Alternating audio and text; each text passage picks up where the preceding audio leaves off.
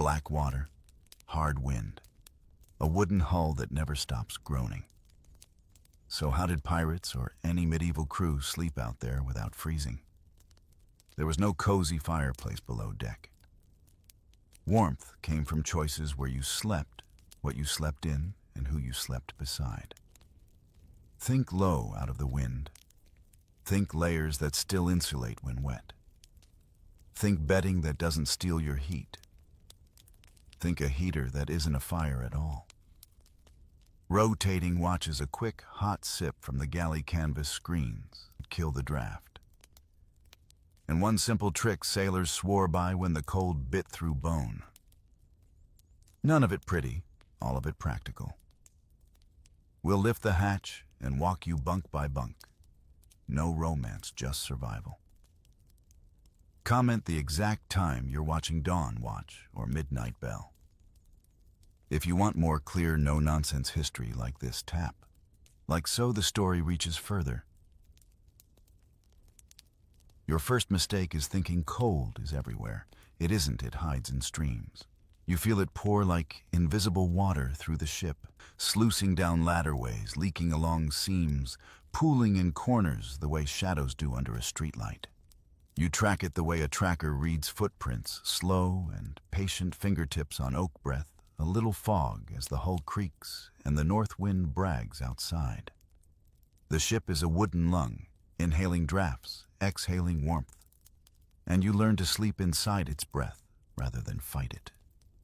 You start at the waist, the open middle stretch, because that's where the wind loves to whistle when hatches are cracked for work cargo. Or just plain stubborn habit. Stand there for a minute, and your nose tells you the truth. Frost bites hardest, where the deck opens to the sky so you don't linger. You slide aft toward the stern where the tiller hums and timbers thicken, and you feel the first hint of a microclimate, calm, the way stairwells are calm in an apartment building. While the front door whooshes every time someone comes home. Medieval ships aren't heated lounges. They're cold houses that float. But even cold houses have warm rooms.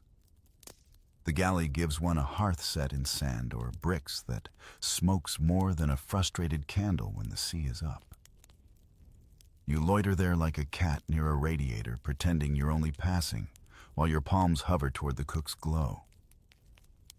No one wants a bedmate who smells like smoke and onions, but a brief thaw goes a long way. And if you time it with the cook's better moods, you earn a ladle of broth that fits into your core like a lit coal.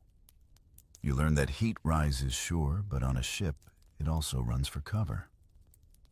Heat retreats from the open hatch and curls into pockets under the deckhead, clinging to bulkheads and tucked behind stacked casks. Barrels of water and salted provisions are not just dinner in waiting, they are windbreaks. You angle yourself on the lee side of a stack lee, being the side turned from the wind, and something merciful happens to your skin. It's the difference between sleeping behind a bus stop shelter and sleeping in front of it on a January night. Which would you choose? Etiquette saves warmth as much as wood does. A ship is a village where the streets move and villages have rules. Don't poach a spot that belongs to the bosun's favorite, or you'll discover that social frost can be colder than the weather. Don't sprawl under the companionway. People tramp there, and the stairwell is a wind chimney. Don't bed down near the pumps. Pumps are sacred, always in reach. And never ever lie across a line that might have to run free at night. Unless you dream of being yanked awake like a fish on a hook. The forward spaces near the bow are the ship's face into the wind. Romance posters call it heroic. Your toes call it a mistake. The planking thins a little as the hull narrows. Spray works itself into every seam, and the motion pitches you into and out of your blanket like bad hotel housekeeping.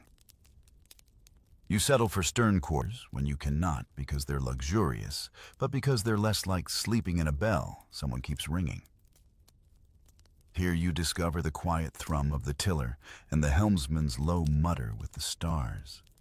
Steady sounds that cradle your nervous system instead of jangling it. Below between decks is the compromise layer. The air is musky with tar, oak rope, and human effort.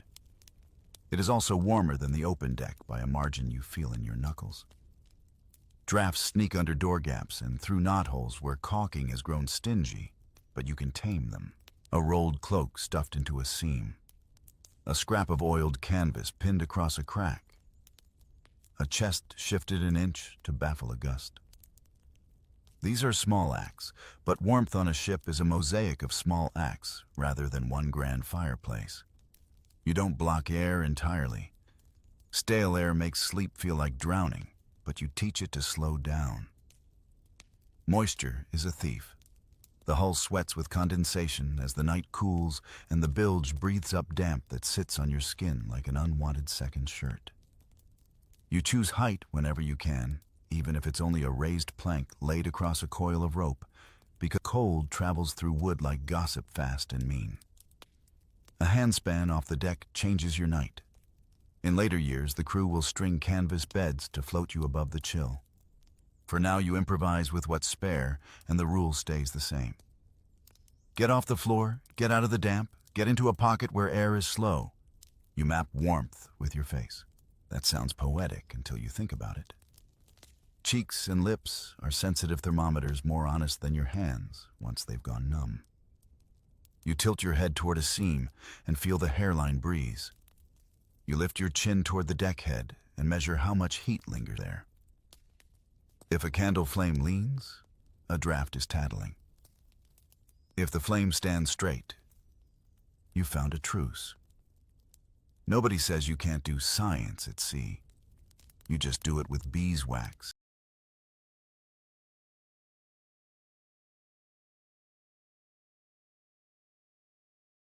and cheekbones instead of lab coats. History offers witnesses if you like company. Mariners from the Hanseatic world curled behind cargo on their cogs because barrels did what walls could not. Iberian crews on caravels learned the same lesson rounding capes at night. Wind wood breaks, wind and wind breaks people. A cook any century you choose will tell you that his hearth makes enemies and friends in equal measure, and both will show up at supper time, fishing for warmth as much as they fish for stew. You are joining a guild older than maps, and its first law is simple notice where the air wants to go. Food speaks warmth, so you tune your timing. A bowl of barley stew before you bed down is not glamorous, but the calories burn like slow coal. Too much, and you sweat under your blanket until the damp robs you blind. Too little, and your core cools and drags the rest with it. You test, you adjust. You learn the rhythm of your own furnace, the way city dwellers learn the exact knob position on a quirky oven. If you're listening for a trick, it's this one. The warmest place is often not the nearest to the heat, but the place where heat is least disturbed. Aft of a cask under, but not against the deckhead, away from paths and pumps, away from the bow's tantrums, above the damp floor, but below the draft line that is your rectangle of mercy. You claim it not by planting a flag, but by quietly showing up first, keeping it tidy, respecting the next sailor's rectangle, and sharing a corner of your windbreak when the night turns meaner than expected. Have you ever noticed how the warmest friendships are the ones that don't get jostled all the time? You don't brag about your discovery. Boasting makes a target of both you and your nook. You just become that person who sleeps and wakes with fewer shivers, who's steady on the morning lines, who has enough humor left to trade a joke when the stars are still out. In a floating village, competence is currency and warmth buys patience. You slip into your chosen pocket of air, pull your blanket around your shoulders, and listen as the hull breathes.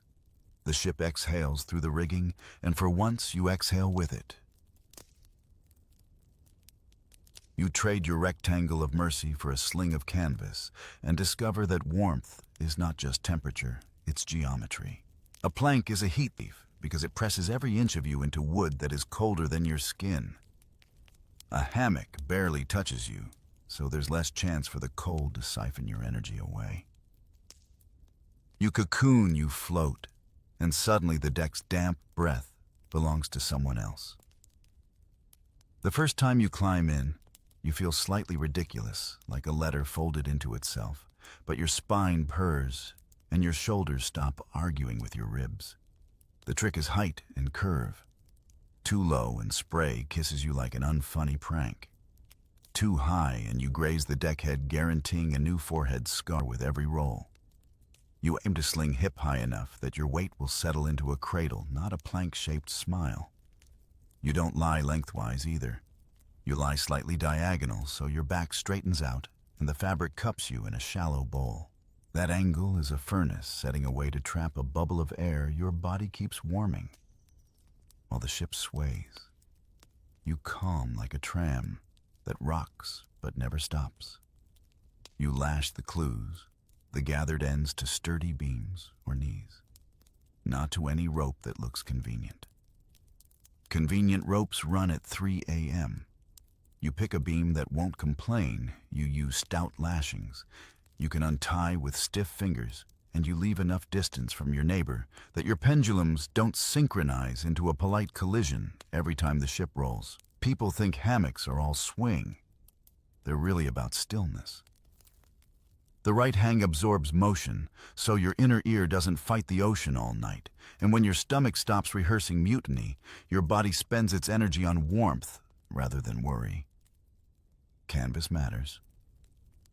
A tight, closely woven canvas blocks, drafts like a patient friend holding a door. Loose weave is a whispered invitation to every cold thread of air. Some crew stitch a second layer at the center to cut the breeze.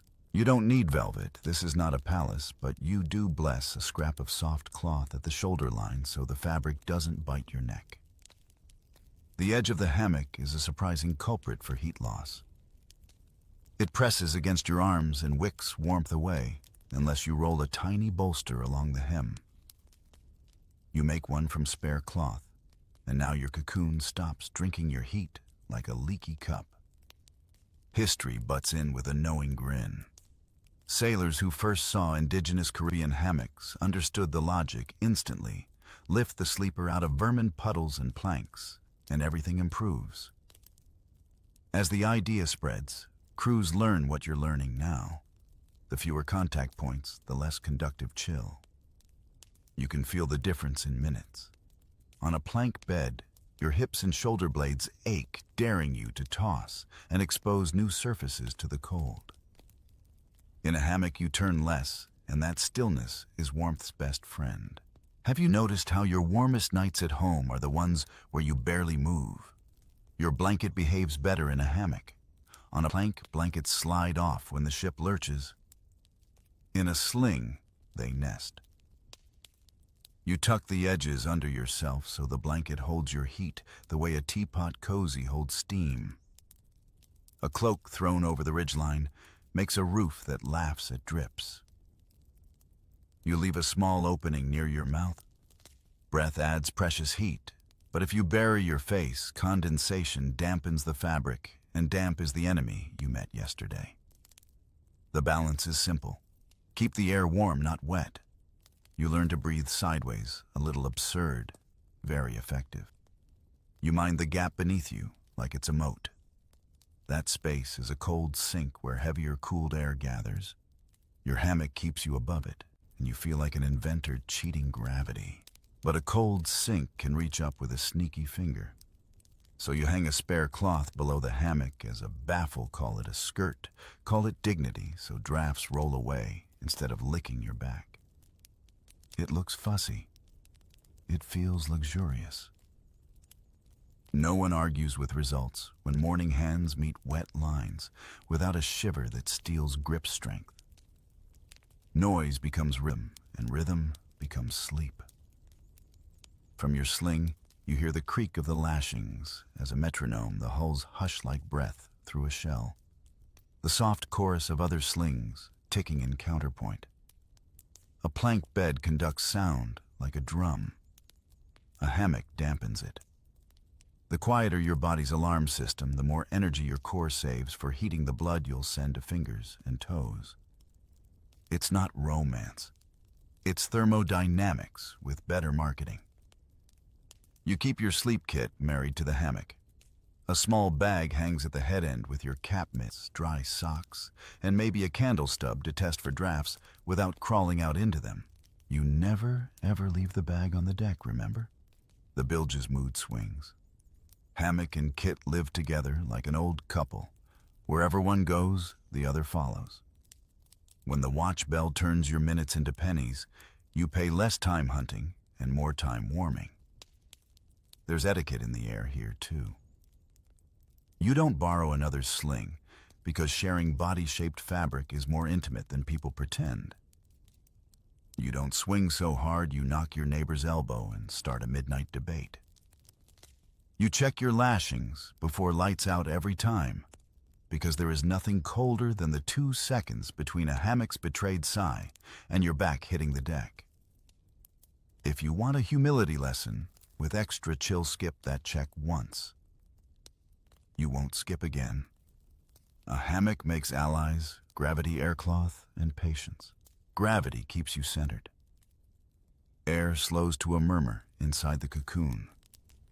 Cloth holds heat the way a baker's proofer holds warmth for dough. And patience teaches your muscles to stop fighting the sea. Old hands tell you to think of sleep at sea, like proofing bread. No rushing, steady warmth, let the structure set. You smirk at the metaphor until you realize you do in fact rise better this way. There's always one skeptic who insists a plank proves toughness. You let them have the speech, then you meet them at dawn when their joints sound like a chest full of cutlery. Meanwhile, you step into your boots without a hiss, you wrap your cloak without bargaining with yourself, and you climb to deck with hands that behave like hands. Warmth isn't a medal, it's a tool. You chose the sling because you prefer working tools to heroic speeches. When you swing into place and the ship sighs around you, you feel a pocket of air settle the fabric's hug, the gentle arithmetic of gain instead of loss. The ocean can keep its night. You've carved out yours with rope cloth and a little geometry, and the reward is quiet heat that needs no boasting. You start to understand why warmth is less about what you sleep in and more about what you sleep with. Wool scratches like a grouchy cat, sure, but you forgive it because it never stops purring. Cotton is a liar at sea. It feels soft at first, then clings wet as a curse the moment salt air touches it. Wool, on the other hand, laughs in the face of damp.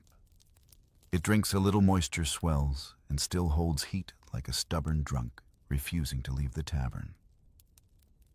You put it on and instantly feel like someone lit a candle inside your chest. Layers are your second religion. One shirt traps air, 2 shirts trap a debate about air, 3 shirts trap peace. You tuck the lower one into your breeches to stop the drafts that slink up like thieves, then tie the cuffs snug so wind can't lick your wrists. A sleeveless jerkin or waistcoat seals your core. Wool trousers may itch worse than bad company, but they beat the feeling of cold gnawing through your knees. And then comes the pièce de résistance, the nightcap. Laugh all you want. But when the ship tilts and a gust slips through the beams, you'll bless that silly bit of knit more than your own name. Your head loses more heat than any other part of you, and on deck, that's fine. The cold keeps you awake. Below deck, though, that same cold crawls down your neck and sets up camp between your shoulder blades. So you pull the cap low, tuck the edges over your ears, and suddenly you're in your own small kingdom. No one calls it stylish, but fashion never swayed a frostbite victim. The funny thing about medieval wardrobes is how practical they were once you look past the romance. Pirates wore layers of stolen logic, a wool shirt from a fisherman, a coat from a Navy deserter, a scarf from some poor merchant who made the mistake of folding laundry near the docks. Everything had a second life on the sea. You're not dressing for beauty, you're dressing for survival. And survival happens to look like thrift store chic centuries before thrift stores exist. There's a social pecking order to warmth, too. Officers and quartermasters claim thicker coats, lined cloaks, sometimes even furs, if a prize ship yields one. The ordinary seaman. He makes do with patched layers that look like a fabric argument. But cleverness outruns rank. You see one veteran take an old sailcloth scrap, oil it with fish grease, and tie it around his shoulders before turning in. Ugly.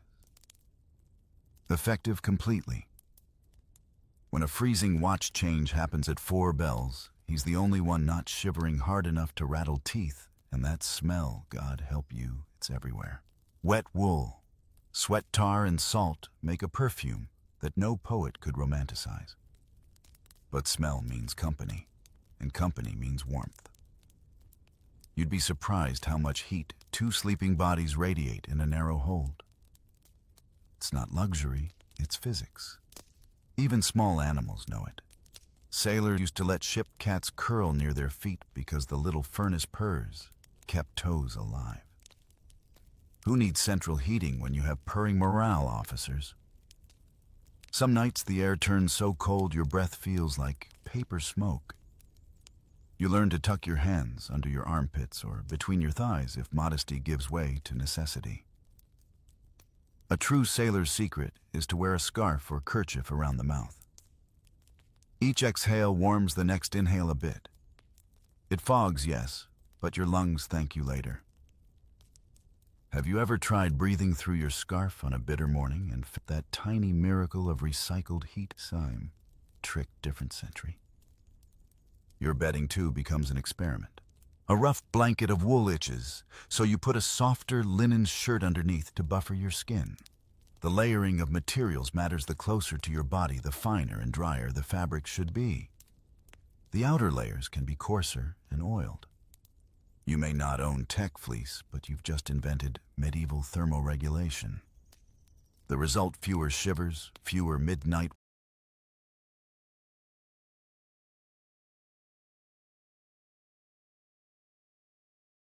wake-ups, more dreams about warm taverns instead of frost-bitten decks. Every pirate ship becomes a parade of mismatched outfits. One man's cloak is another man's stolen sail. They cut sleeves off old coats to make mitts. They wrap rags around calves when boots wear through. The cold is democratic. It doesn't care about your accent, only your creativity. That's how you end up sharing tips. Don't tie the scarf too tight. Don't wear metal jewelry at night. It sucks the heat from your skin. Don't fall asleep with wet socks. You laugh at each new superstition until the first night you ignore one and spend dawn regretting every decision that led there. Let's not forget the inside job: warmth from within. Rum isn't just a cliche, it's liquid courage against the chill. A small swig before bed loosens your blood vessels, tricking you into feeling warmer, though the clever ones know to stop it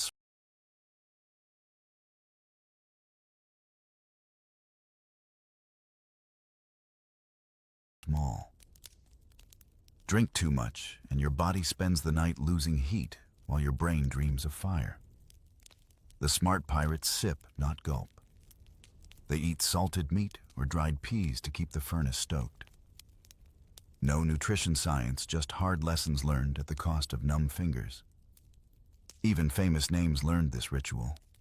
Blackbeard himself was rumored to sleep with a heavy coat and a candle near his bunk to chase damp air, his beard still dusted with smoke from the evening's torches. Not for vanity, simply because he knew the sea is a thief and warmth is the first thing it steals. And if the most feared man in the Caribbean had to huddle under wool like a granny with the sniffles, what excuse do you have? You settle into your layers one by one, each piece a promise that the night won't win. Shirt, jerkin, cloak, cap. A pirate's lullaby isn't sung, it's buttoned, laced, and tied.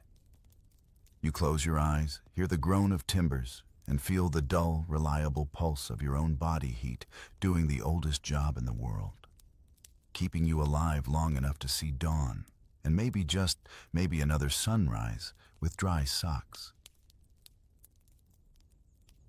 Cold is clever. It sneaks through cracks, wets the blankets, and gnaws from below. But you're cleverer. A blanket is only as warm as it is dry. The bosun grumbles, and you start treating your bedding like treasure instead of furniture. The first rule: never trust a blanket left on deck. Sea spray turns fabric into a salt sponge, stiff and cold enough to scrape. So you hang it high or wrap it tight, guard it like pirates guard rum. That single square of coarse weave is worth more than gold on a freezing night. And the moment you let it get damp, you're back to shivering like a sinner in church. You've already built your armor of wool and cap, but now you need a fortress around it. Blankets come in layers, coarse on the outside to block drafts, softer inside to trap the heat. A heavy cloak doubles as both bedding and disguise. Pull it over your head and you vanish into your own weatherproof tent. That smell of oiled canvas. That survival perfume. The canvas was soaked in linseed or fish oil until it could shed water like a duck's back. Sure, it stinks like a candle factory at low tide. But when cold spray hisses off instead of soaking through you, forgive every whiff. Oilskins are the pirate's secret armor. They're not fancy coats, they're homemade miracles. Take an old shirt, rub it with oil, let it dry stiff, and suddenly it's windproof. Early sailors did it long before anyone called it technology. You'd think pirates wouldn't bother with such effort. But remember, they weren't suicidal. They were pragmatists with bad reputations. They learned fast that a man who keeps his bedding dry is a man who wakes up ready to plunder again. A frozen crewmate is dead weight. And the only thing pirates hate more than cold is carrying someone else's share. Sometimes you improvise. Sailors would drape tarpaulins over sleeping spaces, creating makeshift tents below deck. It's not elegant. It drips resin, it smells of rope and pitch. But it traps a cushion of still air. You sleep under that film and imagine you're in your own private cave. Outside the sea, drums on the hull like a jealous god. But inside you hear your own breath and the small whispers of crew shifting in their cocoons. Every man a mummy of rags and oilcloth, dreaming of sun they haven't seen in weeks. Ever notice how modern campers brag about waterproof gear? Medieval sailors invented the concept by necessity. They used sailcloth rubbed with wax or tallow. They patched holes with resin scraped from barrels. Some even carried pieces of leather to throw over their feet like slippers when their boots failed. The logic was ancient: stay dry, stay alive. You start thinking like them, calculating how to keep your toes one step ahead of frostbite. You stop mocking the guy who sleeps wrapped like a burrito in canvas. You envy him. Even the placement of your blanket matters. Never lay it straight over your body, leave air pockets. Those bubbles of still air act as insulation. You tuck, fold, and curl until your own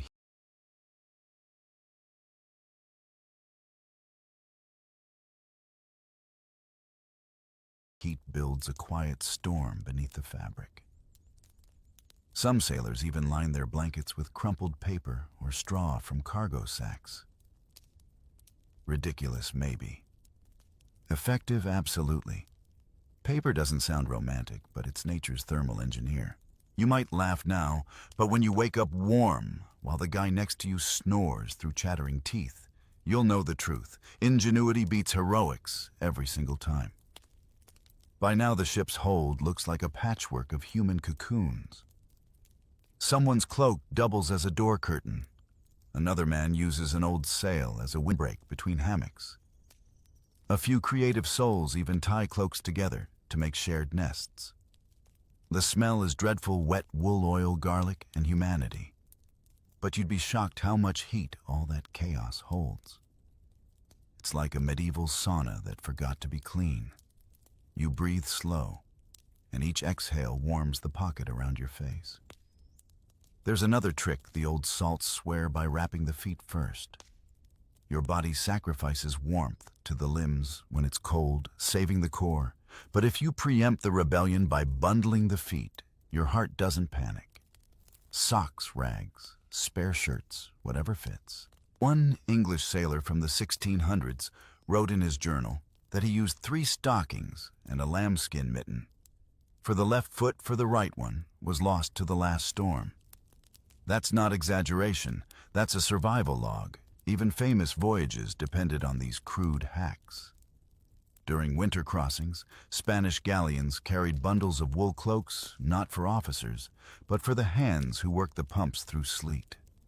Every scrap of fabric became shared wealth. Pirates weren't different. They just didn't have a quartermaster to issue them. You're reminded again that piracy wasn't about freedom from hardship. It was about daring to endure it differently. You experiment with one more layer, an oiled hood you've tied from scraps. It looks absurd, a lumpy cone of dark cloth that drips like a bad candle. But when the wind knifes through the cracks above the hood, catches it, sends it away. You can finally close your eyes without the chill running fingers through your hair. Your breath fogs the air, soft and rhythmic. And the ship's timbers sigh back in slow agreement. Warmth, for once, stopped being a memory. It's something you built. You wonder how many centuries of sailors performed this same bedtime ritual. Oil the cloth fold, the cloak stuff, the cracks tuck the toes. Maybe it's comforting realizing you share their quiet ingenuity. You a would-be pirate in a floating wooden world mastering the art of surviving your own night. And outside the sea can roar all at once. You've made your peace with it, one oily, scratchy, blessedly warm blanket at a time. You never really own a bed on a pirate ship, you rent it by the hour. The rhythm of the sea demands it. The bell rings, the watch changes, and someone crawls out of a hammock, still radiating warmth, while you slide in like a polite thief. It's called hot bunking. And if you're lucky, the previous tenant wasn't sweating rum or bleeding salt water through his socks. Still, it beats lying on cold planks. You trade shivers for a little borrowed heat, and nobody complains. The ocean doesn't hand out comfort. It just lets you pass it along. Time moves strangely aboard. The crew lives by watches, 4 hours on, 4 hours off. The clock is a bell, and every time it sounds, the world tilts from work to sleep to work again. You learn to rest in fragments the way city people nap on trains, or soldiers doze between alarms. At first, your body resists. It wants night and day, not this endless gray loop. But after enough voyages, you fall asleep anywhere, anytime, like a magician folding himself into the smallest box. The trick is surrender. Stop waiting for bedtime. There is no bedtime, only the brief mercy between bells. It's a strange intimacy, sleeping, where another man just dreamed. You feel his warmth in the fabric, smell his sweat and tallow soap, sense the faint ghost of his shape pressed into the canvas. The ship is one long exhale of human overlap. Maybe that's why fights break out less at night. No one wants to quarrel with the man whose heat they'll need later. It's survival diplomacy. Even enemies learn to share a hammock when frost creeps down the rigging. There's a superstition that hot bunking passes dreams. Old sailors swore that the spirit of whatever a man dreamed lingers in the fabric until the next body claims it. You laugh, but sometimes you do wake from someone else's nightmare heart pounding, sea roaring, and swear you've seen things that weren't yours. Maybe it's just the ship talking in its sleep. Or maybe warmth really does remember. The watches shape everything: 4 hours hauling ropes, 4 hours sleeping, 4 more scraping decks, then back to sleep. The pattern eats days like biscuits. You stop counting sunrises, you start counting bells. The body becomes practical. It learns to dive into rest instantly, No pillow fluffing, no tossing, no pondering philosophy. The moment you crawl into that still warm sling, you vanish. 10 minutes of warmth is gold. An hour is luxury. Have you ever tried sleeping on a bus with strangers snoring all around you, yet somehow managed to drift off anyway? That ship sleep unromantic earned essential. Even the officers aren't immune. The quartermaster might have a small cabin, but the cold sneaks in like gossip under the door. They too learn to time their rest between shifts to nap in clothes. Boots half unlaced, ready for alarms, the sea respects no rank when the wind changes. The only difference is who wakes to command and who wakes to haul. Sometimes the watches overlap. Two crews share the same cramped space, half awake, half asleep. Someone hums a tune from home, low and broken, and the sound threads through the hold like smoke. It's not quite a lullaby, more a habit to drown the groaning timbers. You might even join in, not because you can sing, but because rhythm keeps your mind from drifting to the cold water just a few feet away. If you're smart, you prepare your sleep station before your shift ends. Shake out the hammock, check for damp spots. Hang a lantern if you can. Dim light feels like civilization.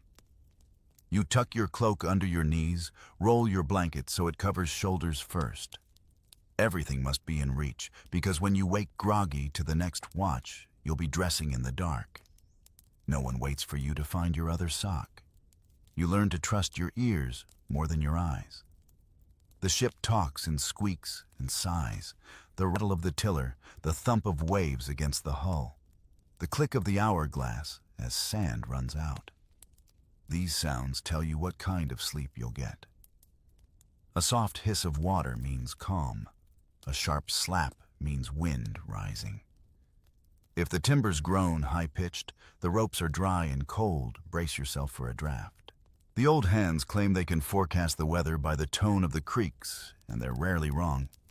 Hot bunking has its comic side. There's always one poor soul who forgets to roll out on time and gets evicted mid-dream by a grumpy replacement. There's the smell war too. Some swear by rubbing cloves or vinegar on the hammock to mask the last occupant's essence. Others just shrug. After all, everyone smells of the same cocktail salt tar and despair. When a newcomer gags, the crew laughs and says, "You'll miss it when you're ashore." And disturbingly, they're right. Land feels too clean, too quiet. You'll crave the warm stink of shared existence like a strange nostalgia. It's not all misery. Sometimes between bells, you wake to a rare stillness. The ship rocks gently, the sea hushes, and the air feels almost kind. In that moment, you understand why sailors keep returning. There's something about drifting half asleep in a wooden womb, hearing only the breathing of men who trust you not to die in your watch. The camaraderie is wordless. Heat passes from hammock to hammock like invisible currency, and you realize warmth isn't just physical, it's communal. In ports and taverns, landfolk brag about feather beds and roaring hearths, but none of them know the small victory of stealing 20 warm minutes from a merciless sea. You do. You and your shipmates survive by borrowing warmth, borrowing time, borrowing faith that morning will come. When it does, and the next bell rings, you swing your legs out of the hammock plant, your feet on the cold deck, and grin anyway. Because surviving the night means you've already beaten half the ocean's tricks. By now, you've learned that warmth on a ship isn't just about layers, it's about defense. The cold doesn't just sit still. It hunts. It creeps through the cracks, snakes down hatchways, and prowls around your toes like a bored cat. And so, every evening after the watch changes, you become part sailor, part architect, part paranoid homeowner. The order is simple: batten down the hatches. Translation: seal every gap the night can slip through before it makes a meal of you. The phrase "batten down" isn't just an idiom, it's a literal ritual. You pull out wooden slats called battens and clamp them over the hatch covers, hammering them tight so spray and wind can't enter. The sound, thock, thock, thock, is the ship's bedtime heartbeat. Once done, the deck above goes from a leaky attic to a sealed roof. You feel the difference immediately. The air below steadies the flickering candle flames straighten and conversation shifts from shouts to murmurs. Warmth like silence, it travels best when air isn't howling. You help rig canvas windbreaks around open seams. The stuff is heavy waxed and stubborn, but you stretch it tight between beams and tie it off with rough cord. It's not elegant, but it's like hanging curtains in a wooden cave. The draft drops by half and suddenly the whole feels almost human. The smell of the canvas mingles with salt and smoke, a reminder that even luxury has to be homemade here. Every patch of still air feels like a triumph over chaos. There's an art to plugging leaks. Rope ends stuffed into corners, spare rags wedged under doors, scraps of sailcloth nailed over the tiniest hole. It's like dressing wounds in a patient made of oak. A sailor once said the ship's biggest enemy wasn't water outside, but air inside that wouldn't mind its manners. You see his point. Even a 1-inch crack can whistle like a banshee and suck the warmth right off your skin. You fix it not for comfort alone, but for sanity. That whistle could drive a saint mad after midnight. Sometimes you even insulate with the tools of trade. A coil of spare line pressed against a cold plank makes a surprisingly good buffer. Stacked casks of water or food do double duty as wind walls. You begin to view every object aboard as part of a puzzle designed to tame the atmosphere. It's strange on land. A wall is just a wall. At sea, everything has to pull double weight, barrel bed barricade insulation all in one. When you've sealed the hatches and killed the drafts, a different problem. Sneaks in stale air. A ship is a lung. Remember, it has to breathe. Close it too tight and the breath turns sour. You can feel it when oxygen thins. Your head swims, candles sputter, tempers flare. So you crack a small gap near the lee side, just enough to let the air whisper through without inviting the cold. The balance is delicate. Too much air, you freeze. Too little, you suffocate. You're part of a centuries-old experiment in ventilation carried out by necessity long before engineers gave it a name. And then there's condensation, the ghost of every breath you've ever exhaled. It clings to the beams, runs down, ropes, drips like sneaky rain. You take a cloth and wipe the underside of your hammock before lying down. It's absurd wiping your ceiling. But one drop of cold water landing on your forehead at 2 a.m. can undo hours of careful warming. You've seen grown men yelp from it. The cold drip is a prankster with perfect timing. The bosun, half asleep, reminds you that soundproofing warmth is also soundproofing sanity. If you can hear the wind, he says you're losing heat. You test this theory by placing your ear against the hull. When it hums, you know there's a leak somewhere above. You patch it until the hum dulls into a low throb. The silence afterward feels heavier than air. It's the sound of your small world holding together against the chaos outside. It's not just physical labor. It's a group ritual. Every man takes a corner, seals a hatch, knots a rope. The captain might not join, but he notices. A well-battened ship is a disciplined one, and discipline keeps you alive longer than courage ever will. You feel that subtle camaraderie, the unspoken trust that every patch someone else makes means one less draft across your neck. It's a quiet kind of brotherhood, built not on song or battle, but on shared obsession with comfort. When everything's done, someone, always the same joker, tests the hold by holding up a candle and watching the flame. If it stands straight, the crew cheers softly. If it wavers, groans rise, and another round of plugging begins.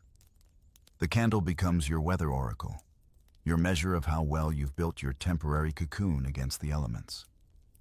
Sometimes you think it's funny that a flame smaller than your thumb controls everyone's mood.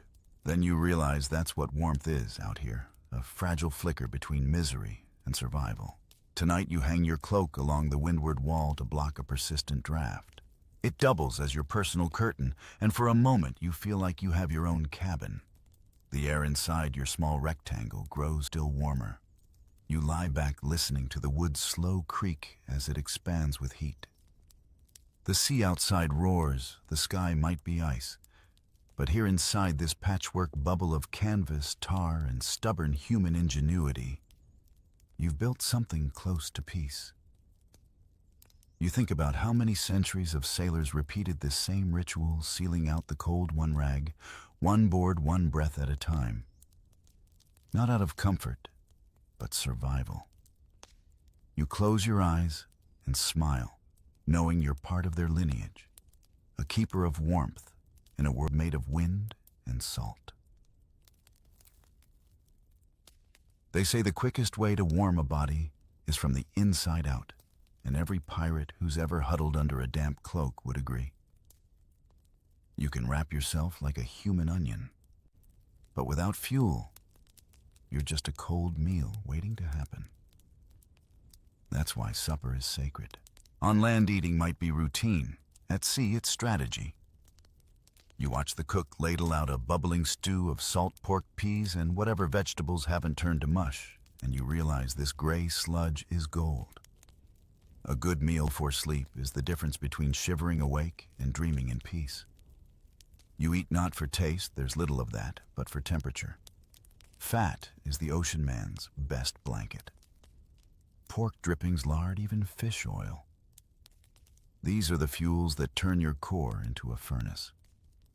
A spoonful of grease might make a landlubber gag, but here it's medicine. You swallow grimace. Feel the slow warmth spread from belly to fingers.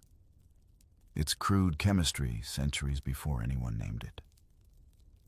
The cook's domain, the galley, is your winter hearth. It's a chaos of smoke, soot, and curses, but it's the only place aboard that truly glows. You linger under the pretense of helping hands hovering too close to the Firestone stove, nose full of burnt wood and salvation.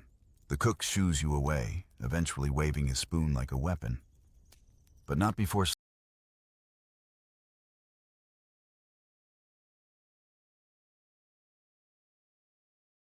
slipping you a crust of bread or a swallow of broth. You thank him with a grin.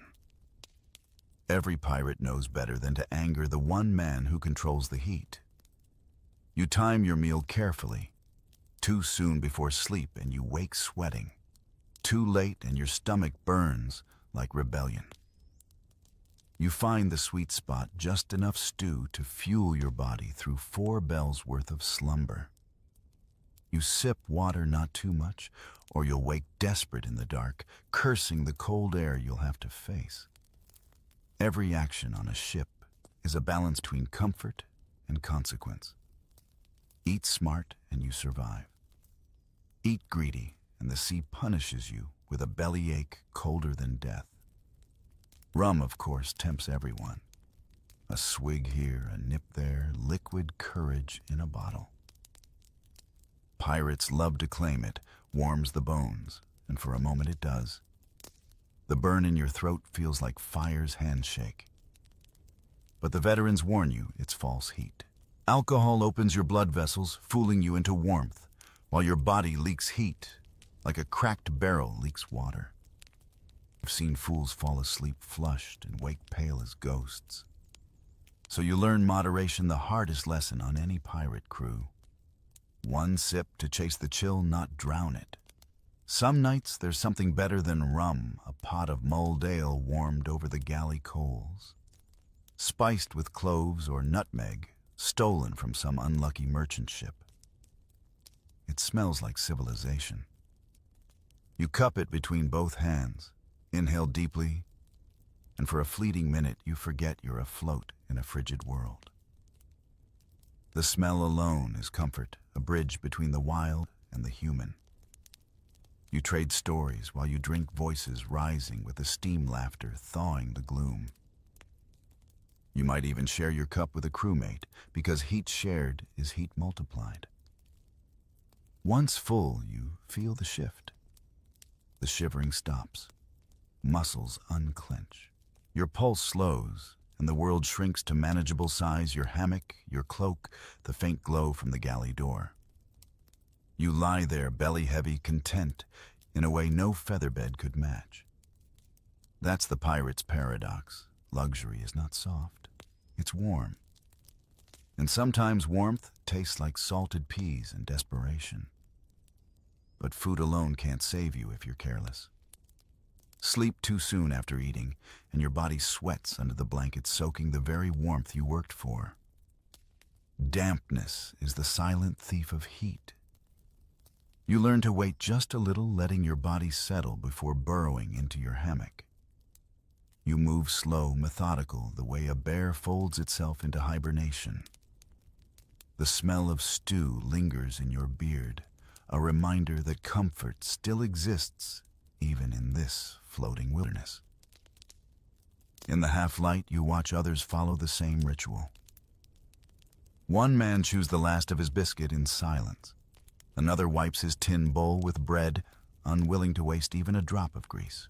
The youngest crewman hums softly, leaning close to the galley's dying embers.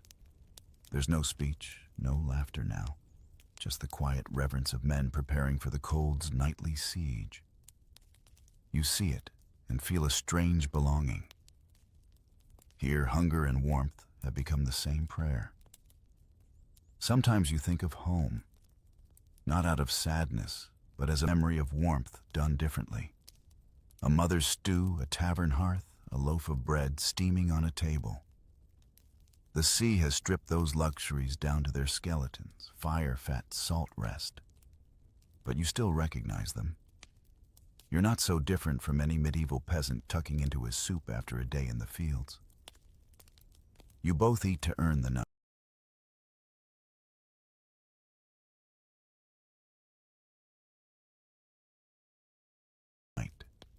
The only difference is your roof moves. The galley fire fades, the air cools, and the last bowl is stacked away.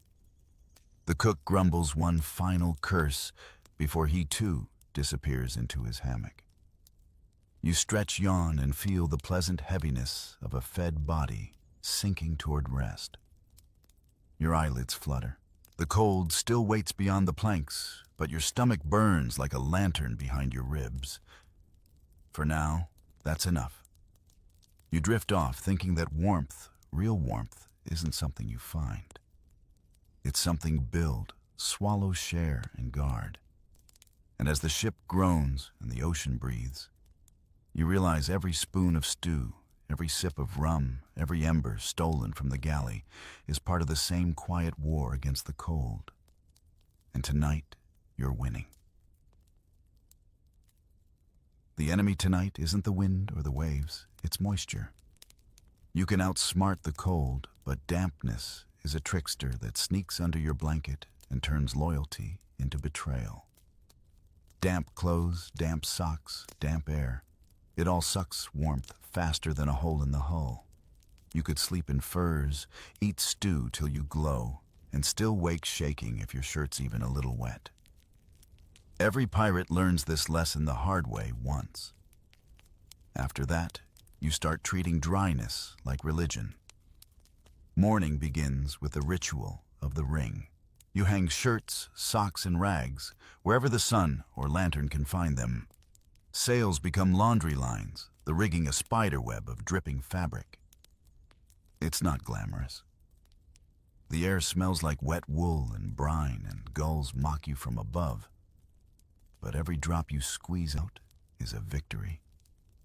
You twist, shake, slap, anything to make the sea let go. And when the wind catches the drying clothes and turns them into fluttering banners, you almost feel proud, like a knight raising flags after a battle won. There's science in your superstition. Damp cloth conducts heat 20 times faster than dry cloth. That means one wet shirt turns your body into a radiator for the ocean. It's why sailors who fall overboard die not from drowning, but from shivering themselves still. So you dry what you can, swap what you can't, and keep one set of holy garments, never worn, never touched by spray, guarded like relics. Some men sleep naked under blankets rather than ruin that one precious dry shirt. Humility evaporates quickly when warmth is the prize. But drying at sea is an acrobat's act. The air is never still. One moment the deck bakes in sunlight, the next it's drenched in sleet. You learn to judge clouds like a prophet, how long till that gray smear on the horizon becomes rain. How the wind shifts before a squall. You hang your socks near the galley chimney, risking the cook's wrath, or tie them to your hammock rope close enough to feel your breath's warmth. The ship becomes a clothesline in motion, and you a choreographer of rags. Smell, of course, is the price. A damp blanket left too long starts to rot into something unspeakable. There's a reason ships were called floating barns. You sprinkle sand or ash onto damp planks to suck up moisture, sweep it out before it festers. It's endless, this war with wetness.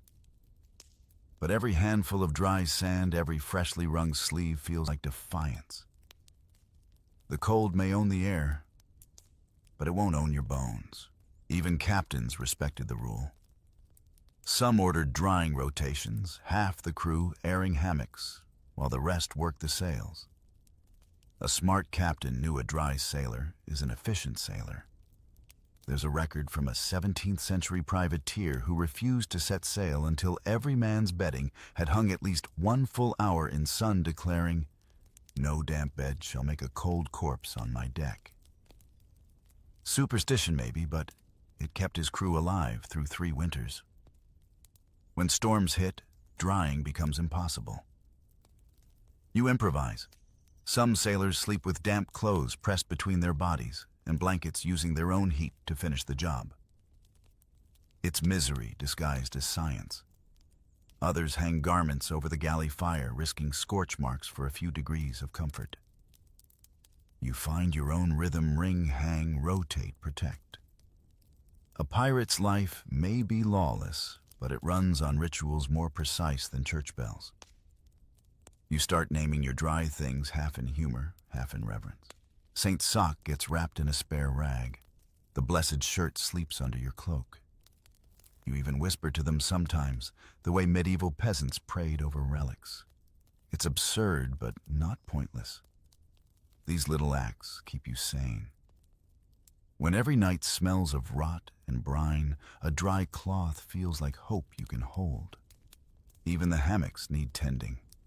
The ropes soak up moisture like thirsty snakes, so you loosen and retighten them daily, letting air flow before mildew claims them. You learn to recognize the scent of trouble, the faint sweet rot of fungus creeping into the weave.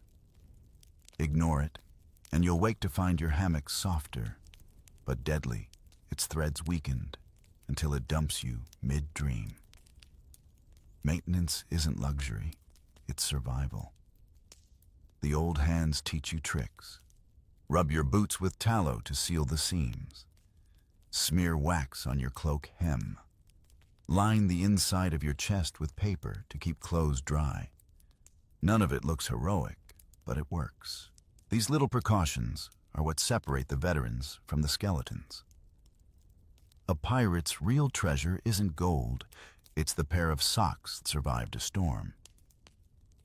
On calmer days, you let the sun bake the deck and your body both. You strip to your shirt, spread your blanket out, and feel the warmth climb into your bones. It's a rare, fragile bliss.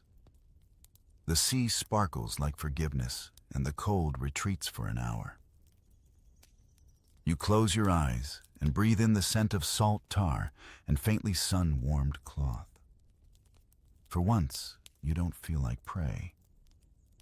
You've beaten the damp at its own game. By evening, everything smells faintly of smoked salt and victory. Your hammock is dry, your socks crisp, your cloak lighter than air. You curl in, surrounded by air that smells almost clean, and think maybe this is what peace feels like. Not silence, not comfort, just the simple relief of not being wet. And as the waves hum against the hull, you grin in the dark, knowing that the sea can take many things, but not tonight, your warmth. The sea doesn't respect bedtime. You might be drifting off warm and smug in your dry cocoon when the wind decides to change its mind. A storm doesn't knock, it barges in like an angry landlord, and suddenly the ship isn't a bed, it's a bull. You cling to your hammock, eyes wide, heart pounding, your body swinging in rhythm with chaos. Sleep becomes a prize only fools chase. Still, even in the storm's tantrum, you learn the art of snatched sleep, those quick, defiant naps stolen between the ocean's punches. The sound comes first, the deep growl of waves slamming against the hull. Then the shouts. Men scramble to reef sails, boots thudding overhead ropes, hissing through pulleys. The air grows thick with salt and fear. You're not on duty tonight, but that doesn't mean you rest easy. Every creak feels like a question. Will the next wave crack us open? You lie still, knees braced against the hull, body rolling with each pitch. You tell yourself to breathe. You tell yourself storms don't last forever. You don't entirely believe it. Even below deck, the cold arrives uninvited. Spray seeps through seams, dampening the air to a heavy mist. Your blanket turns clammy. Your nose burns from the salt. Somewhere a candle sputters out, taking the last illusion of warmth with it. You wrap your cloak tighter and press into the curve of your hammock, pretending the motion is a lullaby and not a threat. It almost works. You think about the men above shouting against the wind. They're soaked to the bone, gripping ropes slick with freezing rain. You've done it before, felt that cruel mix of adrenaline and exhaustion. The body shakes not from fear, but from sheer temperature drop. After an hour on deck, your hands feel like carved driftwood. When the order finally comes to go below, you're too tired to undress. You collapse straight into your hammock, boots and all the chill crawling through your clothes like a living thing. And somehow you still manage to sleep. It's a strange skill, sleeping half awake. You listen for the rhythm of the ship if it changes. You're on your feet before your mind even catches up. You don't dream much anymore. There's no room for dreams between alarms. Your rest comes in fragments, a handful of breaths, a minute of stillness, a brief forgetfulness before the next jolt. It's like living inside a thunderstorm and learning to nap during the lightning. Storm naps have their own etiquette. You don't fully lie back, you wedge yourself sideways, one knee hooked against the hammock's edge, one hand on the wall. It's not elegant, but it keeps you from being tossed out when the ship bucks. You sleep like a cat in a tree, balanced and wary. The old hands laugh at the new ones who snore loud enough to tempt gravity. He who sleeps too deep, they say, will wake too far below. The first time you fall out, you understand the joke. There's one mercy storms make noise so constant, it becomes almost musical. The groan of the timbers, the slap of rope, the hiss of spray, it all blends into a strange, hypnotic hum. You find rhythm in chaos. Your breathing sinks to the sway. It's terrifying and peaceful in equal measure. The ship rocks you like a cradle made of thunder, and you surrender to the idea that the sea will hold you for now. Sometimes when lightning flashes through the cracks in the hatch, you catch glimpses of faces, your crewmates half awake, eyes wide and reflective in the gloom. No one speaks. There's nothing to say.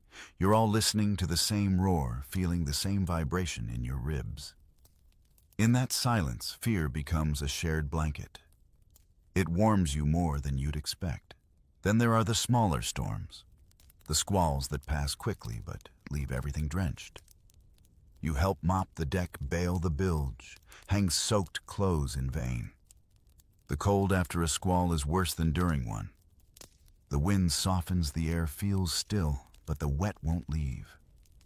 You fight back with movement, scrubbing, hauling anything to keep blood pumping. That's another pirate trick. Motion is heat. Stop, and you freeze. Work, and you live.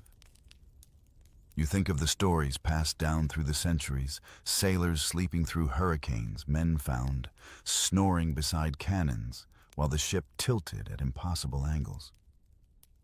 It sounds ridiculous, but now you understand. Exhaustion is its own kind of armor. When the storm has stolen everything, warmth, dryness, time, you trade awareness for oblivion. You close your eyes, let the noise drown your thoughts, and drift on the edge between rest and survival. When morning finally breaks, it's not gentle.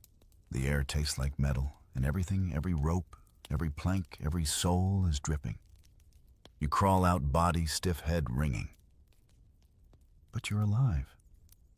You stretch your fingers and marvel that they still move. The sea-fickle queen that she is has let you win another night. You grin, teeth chattering, and mutter the sailor's prayer, still here. You hang your hammock, wring your blanket, and breathe in the cold sunlight. It's not warmth you feel, it's victory. The kind that comes from surviving the kind of night most men will never imagine. And as the deck dries and the wind calms, you realize something strange. You're no longer afraid of the storm. You've learned to sleep inside its mouth and wake up laughing. The cold never fully leaves you, even when the sun finally stretches across the deck. It lingers in your bones like an old rumor, the kind that never stops whispering. But after so many nights of wind and wet,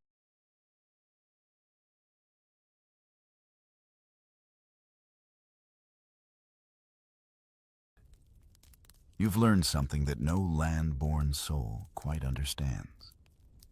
Warmth is not a thing you find. It's a thing you make together. It begins with the small sounds of morning hammocks creaking as the crew stirs, someone coughing into their sleeve, a kettle rattling on the galley stove. You move slow, not from laziness, but from reverence. Surviving the night at sea deserves ceremony. The first sip of tepid coffee or watered-down ale feels like communion. Someone hums a tune, a sea shanty about home maybe, and soon the air fills with low voices, rough but gentle. The storm is gone, but its memory lingers like a bruise the ship wears proudly. You help the hammocks to dry, wiping down the ropes and rubbing the mildew spots away.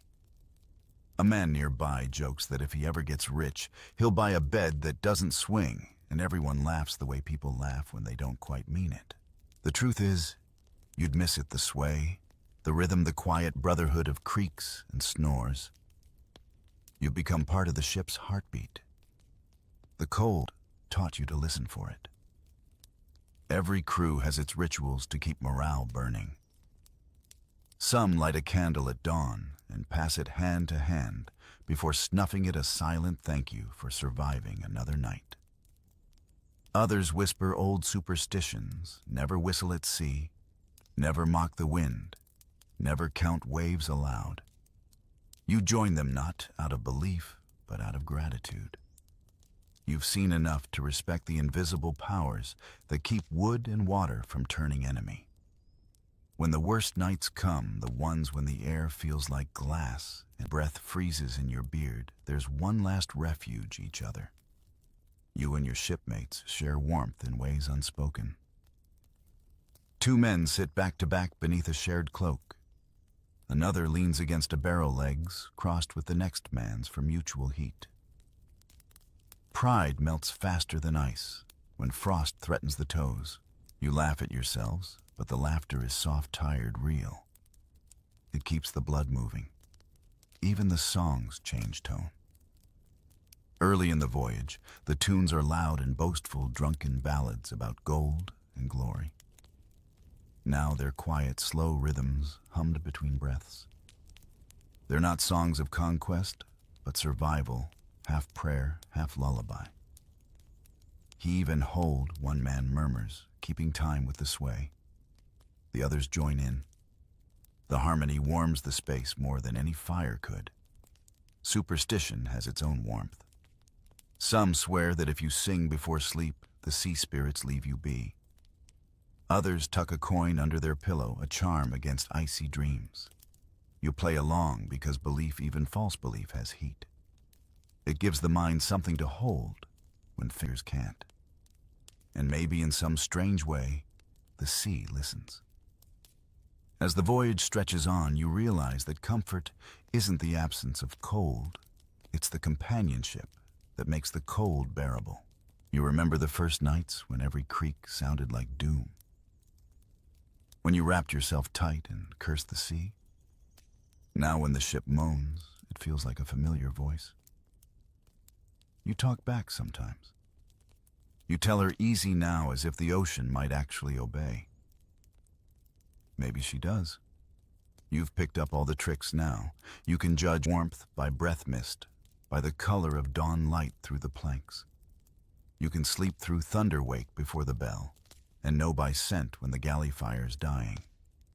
You've learned how to survive, but more than that, how to live with the cold instead of against it. It's not your enemy anymore. It's your teacher.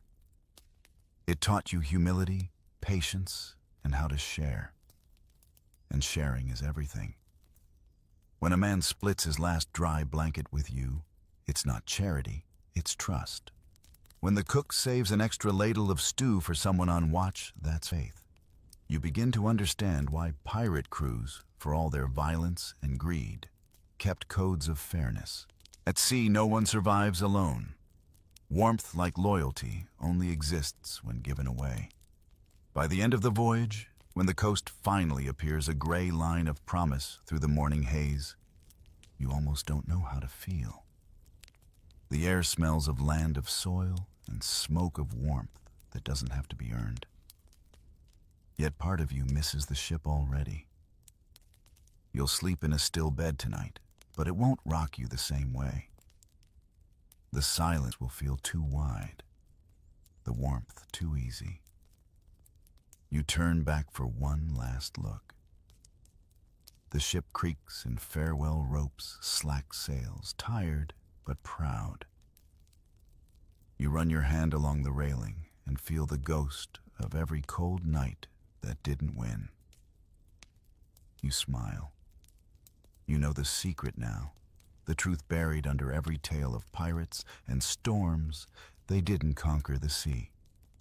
They simply learned to live beside it, to breathe its chill, and find warmth in one another. So you head ashore, boots squelching on the wet sand, sun crawling up behind you. The wind still bites, but it feels almost friendly now. You pull your cloak tighter, grin at nothing, and whisper the words every sailor knows by heart: we survived the night. After nights spent chasing warmth and sleep across a creaking deck, dawn always brought a new battle hunger. The sea didn't serve banquets, only what could survive salt, heat, and time.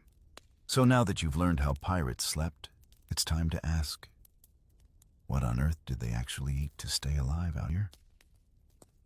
It hits your nose before your eyes open, salt sweat, and something suspiciously like boiled despair. That, my friend, is breakfast on a pirate ship. You blink at the dim light filtering through the hatch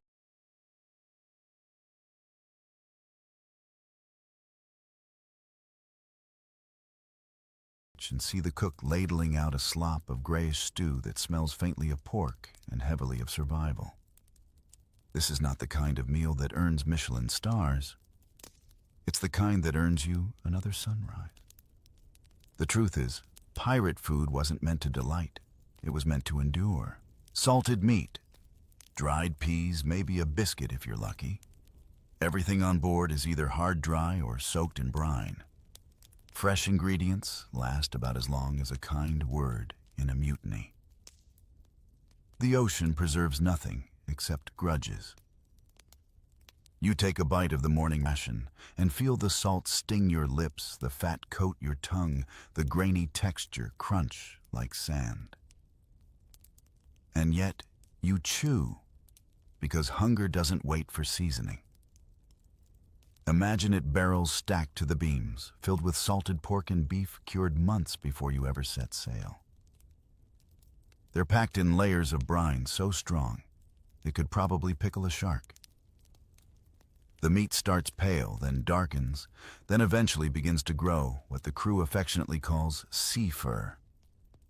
You scrape it off and eat anyway. After all, who are you to argue with protein that still technically qualifies as food? Breakfast on a pirate ship wasn't about choice, it was about strategy. The cook, often the unluckiest man on board, rationed supplies with the precision of a banker counting coins. One wrong estimate, and the crew would be gnawing on rope before the month was out. The cook's galley was little more than an iron pot bolted to the floor and a firebox that had to stay low enough not to set the ship ablaze. You'd think the ocean was wet enough to put out a fire, but try explaining that to a captain who just watched half his deck go up in smoke. Still, there's a strange comfort in routine. Every morning, the same ritual: salt pork stew, a chunk of bread, maybe a splash of watered rum to help it go down. You eat sitting cross-legged on the deck, staring at the endless blue, and pretending you're not chewing something older than your last good memory. The sun climbs, the heat hits, and you start to understand why sailors were so devoted to the taste of salt. It's the only constant flavor the sea allows. Sometimes, if fortune smiles, and by fortune we mean theft, there's variation. A bit of cheese, crumbly and sour, but gloriously different. A handful of dried beans, softened in brine until they surrender. Maybe even a few onions or garlic bulbs. Precious treasures against scurvy, guarded like gold. Those small bursts of flavor could lift morale faster than a chest of silver. You'd be amazed what joy an onion can inspire after 3 weeks of gray mush. Ever tried eating when everything you own smells like seawater and unwashed men? It's an aroma you don't forget. Pirates didn't exactly have napkins, and hygiene was a luxury lost somewhere between storm and scurvy. Flies danced around the galley. Rats were frequent visitors, and occasional snacks when the salted meat ran out. Some crews even joked that the rats tasted better. At least they were fresh. You look at your bowl and wonder if that joke was really a joke. But hunger has no pride. You learn to savor what's in front of you, to chew slowly and let the salt sting fade into familiarity. The food keeps you alive, and that's its only job. Some captains enforced ration schedules so strict that even stealing crumbs could earn a flogging. Others, more chaotic types, just let the strongest eat first. You can imagine how long peace lasted under that rule. Pirate food wasn't always misery, it was resourcefulness. These men knew how to stretch a meal like magicians pulling coins from the air. They'd reboil bones for broth, grind biscuit dust into paste, or fry up scraps of fat with a pinch of pepper looted from a merchant ship. It wasn't gourmet, but it was genius. The sea teaches you economy fast. Waste nothing, want less, live longer. And yet, as you swallow another bite of salty stew, you feel an odd sort of respect for these floating survivors. They didn't have refrigeration, fresh markets, or culinary training, just hunger, salt, and stubbornness. Every meal was a tiny rebellion against nature itself. You glance around at the crew, laughing, burping, scraping bowls clean, and you realize something: they've turned endurance into art. You can almost hear your stomach join the chorus as the last spoonful disappears. The cook bangs his pot to signal breakfast is done, and a few men groan. No one's full, but everyone's fueled. The air fills with chatter plans and curses aimed at the wind. You stretch your back, squint at the horizon, and wonder what's for lunch. Though deep down, you already know the answer. Still, a pirate's life isn't just salt and stew. Some meals test not just your jaw, but your courage. Because if the biscuits and pork are the ocean's punishment, what comes next? Well, that's the true trial of pirate dining. You hear the sound before you see it: thwack, thwack, thwack, the unmistakable rhythm of someone hammering their breakfast. You turn to see a pirate with a small mallet beating what looks like a rock on a barrel. Only when he takes a bite do you realize that rock is his bread ship's biscuit, also called hardtack. Welcome to the pirate version of toast. Hardtack isn't bread in the way you know it. It's a slab of flour, water, and maybe salt baked until even time gives up trying to spoil it. No yeast, no butter, no mercy. It's so hard you could patch a hull with it. Pirates used to joke that a real sailor could eat hardtack without teeth, and those who couldn't just soaked it in rum until it softened enough to chew. Either way, it was a test of endurance disguised as a meal. You pick one up curious. It feels dense as bone, pale as chalk, and covered in tiny holes that look suspiciously like breathing spots. Those holes weren't decoration. They helped the biscuit bake evenly so it could survive years at sea. Literally years. Some ships' biscuits found in shipwrecks centuries later are still technically edible. Technically. The worms inside might disagree. Yes, worms. The polite term is weevils, but there's no polite way to say you just bit one in half. They lived inside the biscuits, feasting on the flour hatching in the cracks. Sailors called them extra meat or sea pepper. You could shake your biscuit over your lap to make them fall out, or you could ignore them, close your eyes and convince yourself the crunch was intentional. Hunger turns revulsion into routine faster than you think. Still, there was technique to it. The clever ones dipped hardtack in stew or water before eating, letting it soften into something almost bread-like. Others fried it in pork fat when the cook wasn't looking, turning misery into a kind of cracker. The rest simply gnawed each bite a small war against their molars. You'd hear it across the deck crunching like gravel, a chorus of jaws grinding through necessity. Want a modern comparison? Imagine biting into your phone case, dry, flavorless, but essential. You'd laugh, but that's the closest thing to the texture. Yet in that dense little biscuit was the one promise pirates could count on: it wouldn't rot. Everything else on board turned against you. Eventually, meat spoiled, water fouled, but the biscuit stayed loyal, even if it broke your teeth in gratitude. Some captains took biscuit storage seriously, keeping barrels sealed with tar or wax to keep moisture out. Others didn't bother, and by month's end you had biscuits soft from mold and crawling with life. The smell alone could make a strong man reconsider piracy altogether. But starvation has no patience for pride. If it was dry, you ate it. If it wasn't, you toasted it over a lantern until the mold crisped off. Problem solved. Sort of. It's strange to think that something so miserable united crews across the world. Royal Navy sailors, merchants, privateers, all gnawed on the same eternal cracker. Even notorious pirates like Black Bart Roberts and Calico Jack likely cursed their biscuits over the same wooden bowls. There's a kind of democratic suffering in that no matter how many ships you plundered, you still had to face the hardtack. The cook sometimes tried to cheat boredom by mixing biscuit crumbs with water, forming what they called duff. It sounds fancy, but don't be fooled. It's just biscuit paste boiled into a sticky mass and flavored with sugar or raisins, if the ship had looted any recently. Some crews even called it sea pudding. You might call it edible regret. Still, When you haven't had sweetness in months, a soggy lump of sugar dough feels like a feast. Now and then, the biscuits weren't the only thing on the menu that was hard.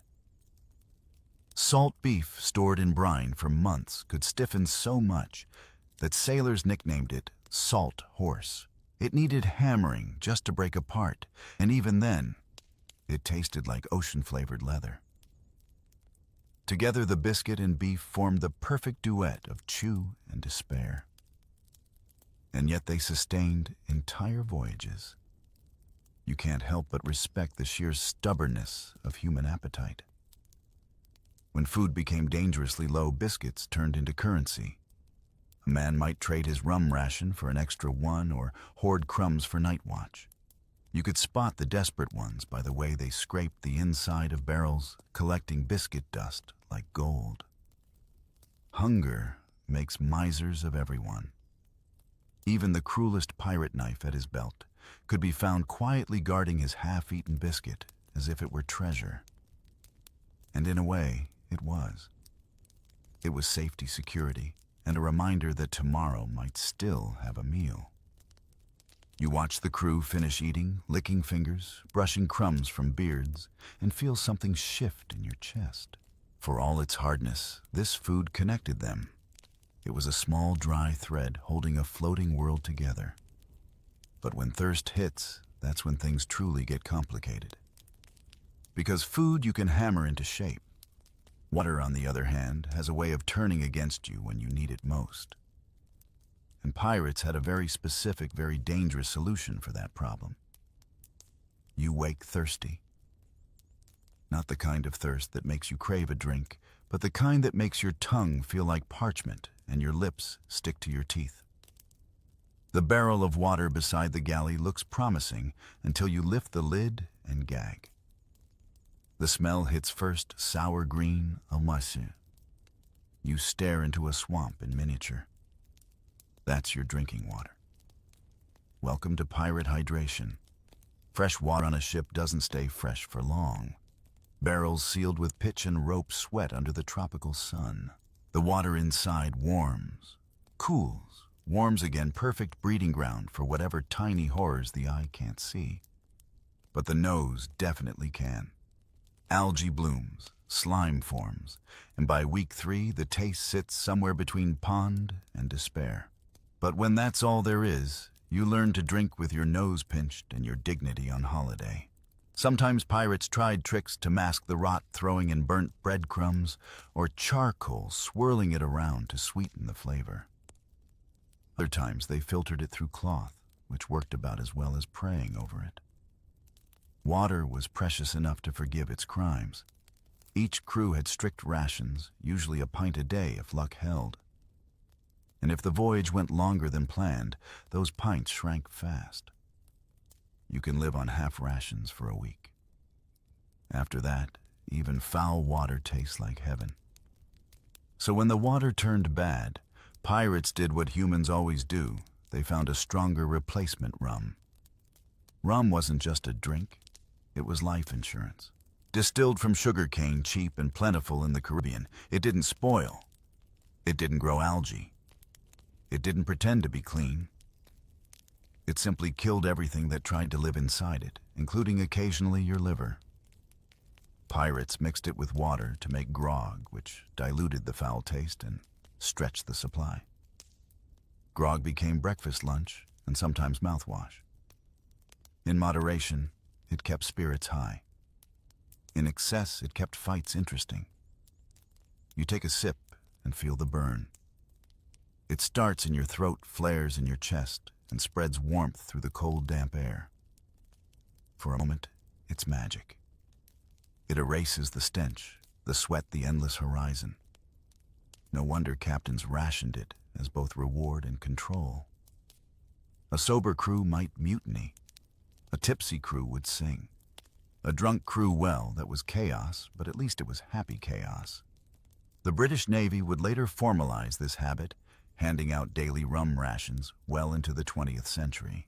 But pirates were already masters of the method centuries earlier.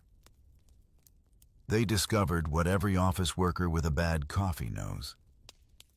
Sometimes you drink not for pleasure, but for morale. A sip of something fierce could make the difference between despair and another day on the ropes. But rum wasn't the only option. When luck or theft favored them, pirates stole wine brandy or even beer from captured merchant ships. Wine spoiled faster, beer went flat. But compared to moldy water, they were divine.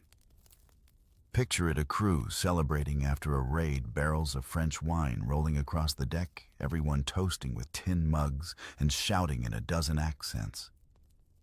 It wasn't elegance. It was victory in liquid form. Of course, not all captains approved. Some, like the infamous Bartholomew Roberts, banned drunkenness outright, claiming it dulled the mind and invited mutiny. Others, like Captain Morgan, yes, the real one, not just the label, embraced it.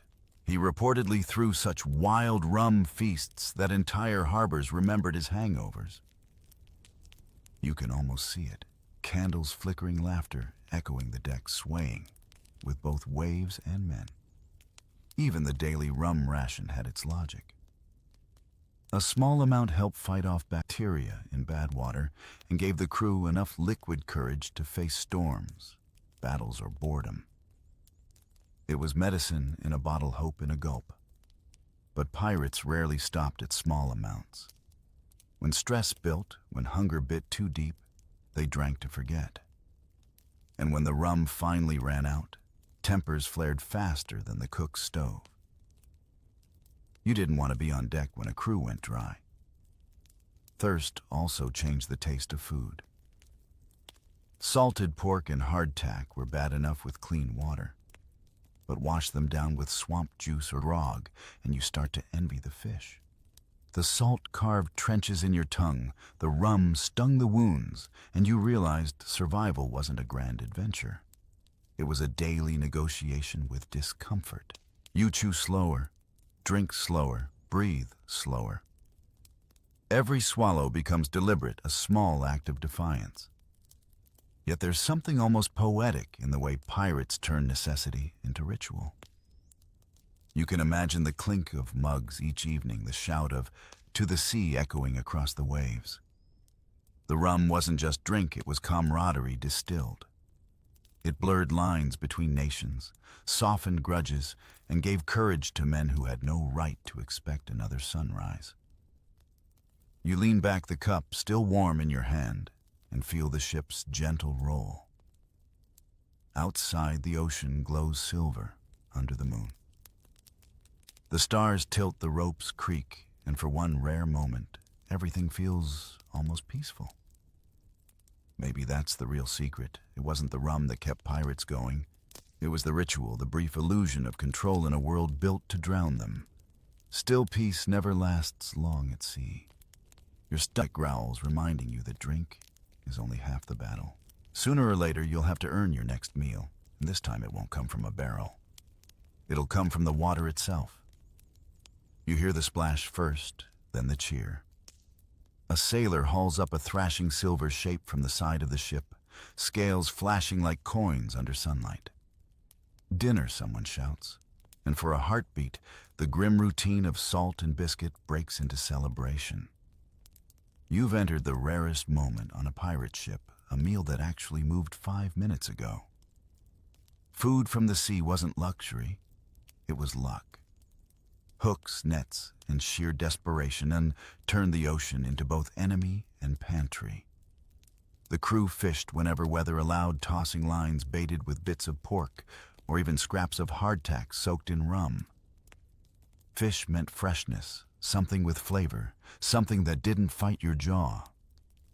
And when the first sizzling sounds rose from the galley pan, men gathered, close noses flaring like wolves around a carcass. It's hard to explain the joy of real food after weeks of brine. The smell alone could lift morale faster than a promise of gold. Simple roasted fish seasoned with nothing but salt.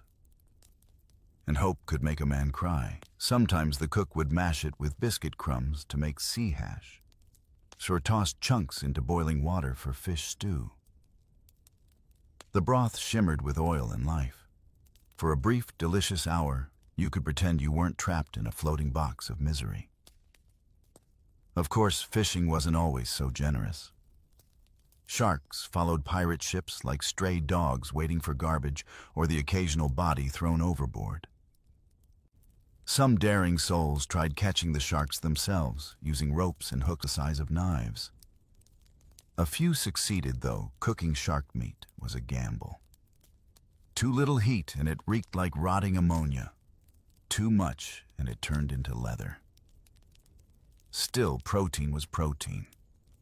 You don't turn your nose up at anything with fins when your pantry's made of dust.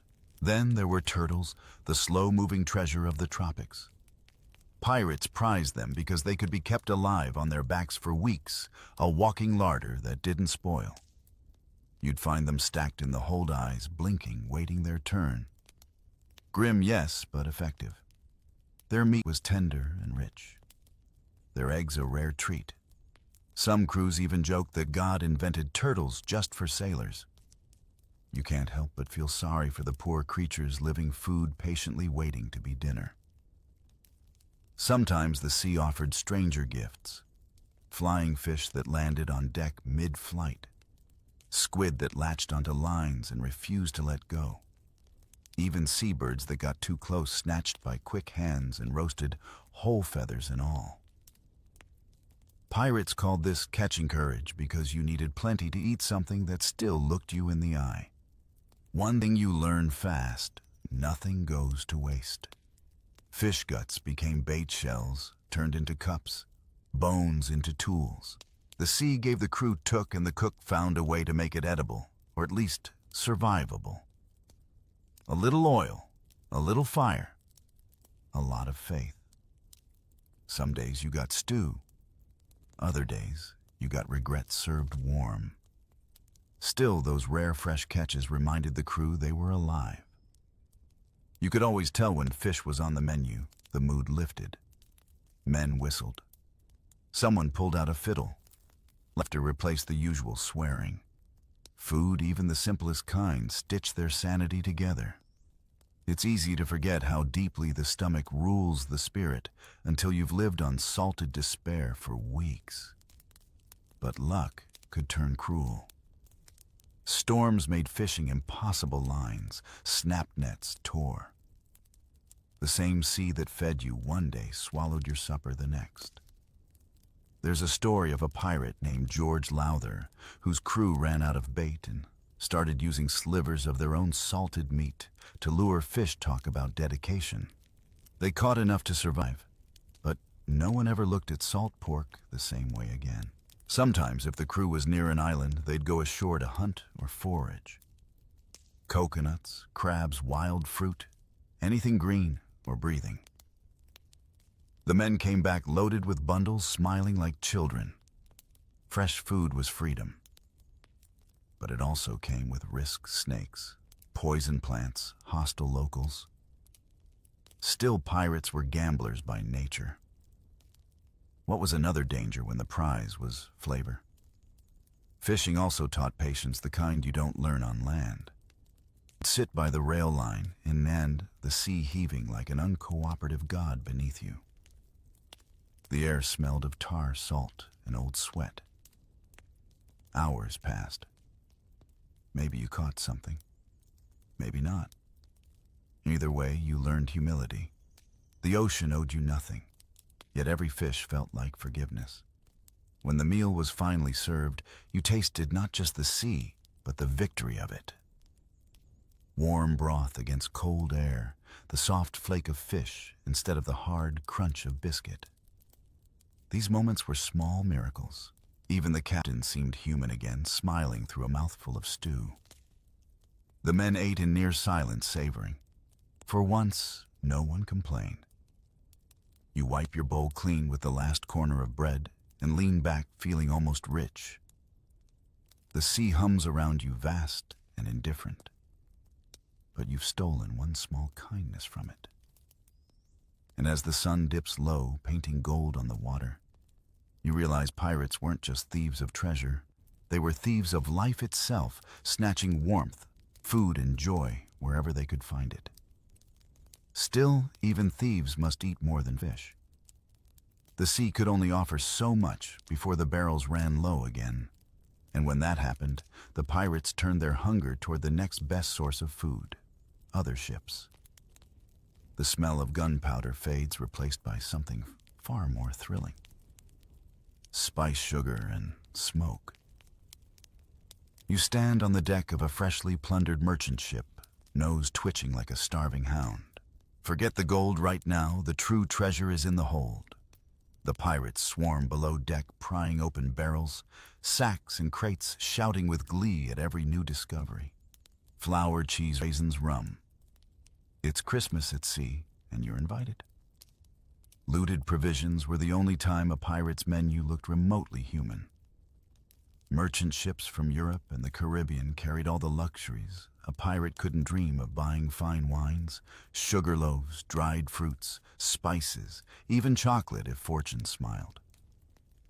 You can almost hear your stomach sigh as you peer into a barrel of raisins that smell like heaven compared to the ship's usual perfume of salt and sweat. Someone tosses you a handful. They're chewy sweet and borderline divine. You close your eyes and taste civilization. Every pirate knew the fastest way to a crew's heart wasn't gold, it was groceries. A successful raid meant full bellies and high morale.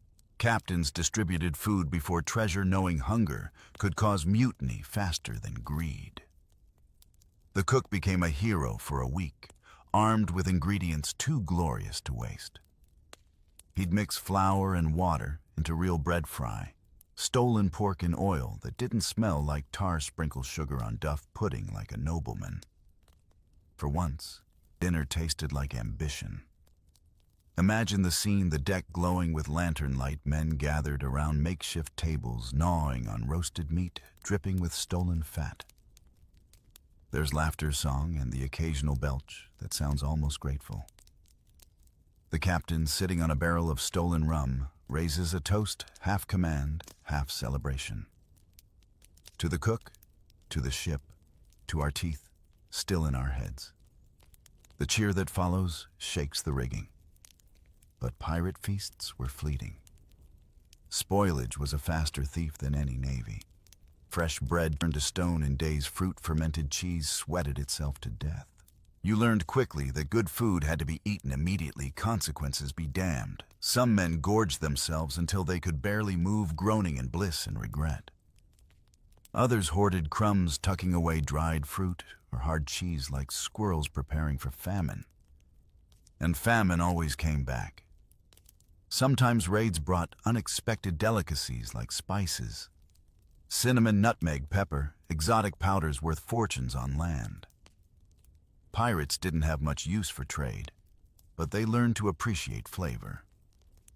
You'd see a man sprinkle cinnamon on salted pork just to feel fancy, or stir nutmeg into grog to mask the moldy water. For a few meals, they ate like kings, if kings ate out of tin bowls and used their sleeves as napkins. Sugar was the real prize.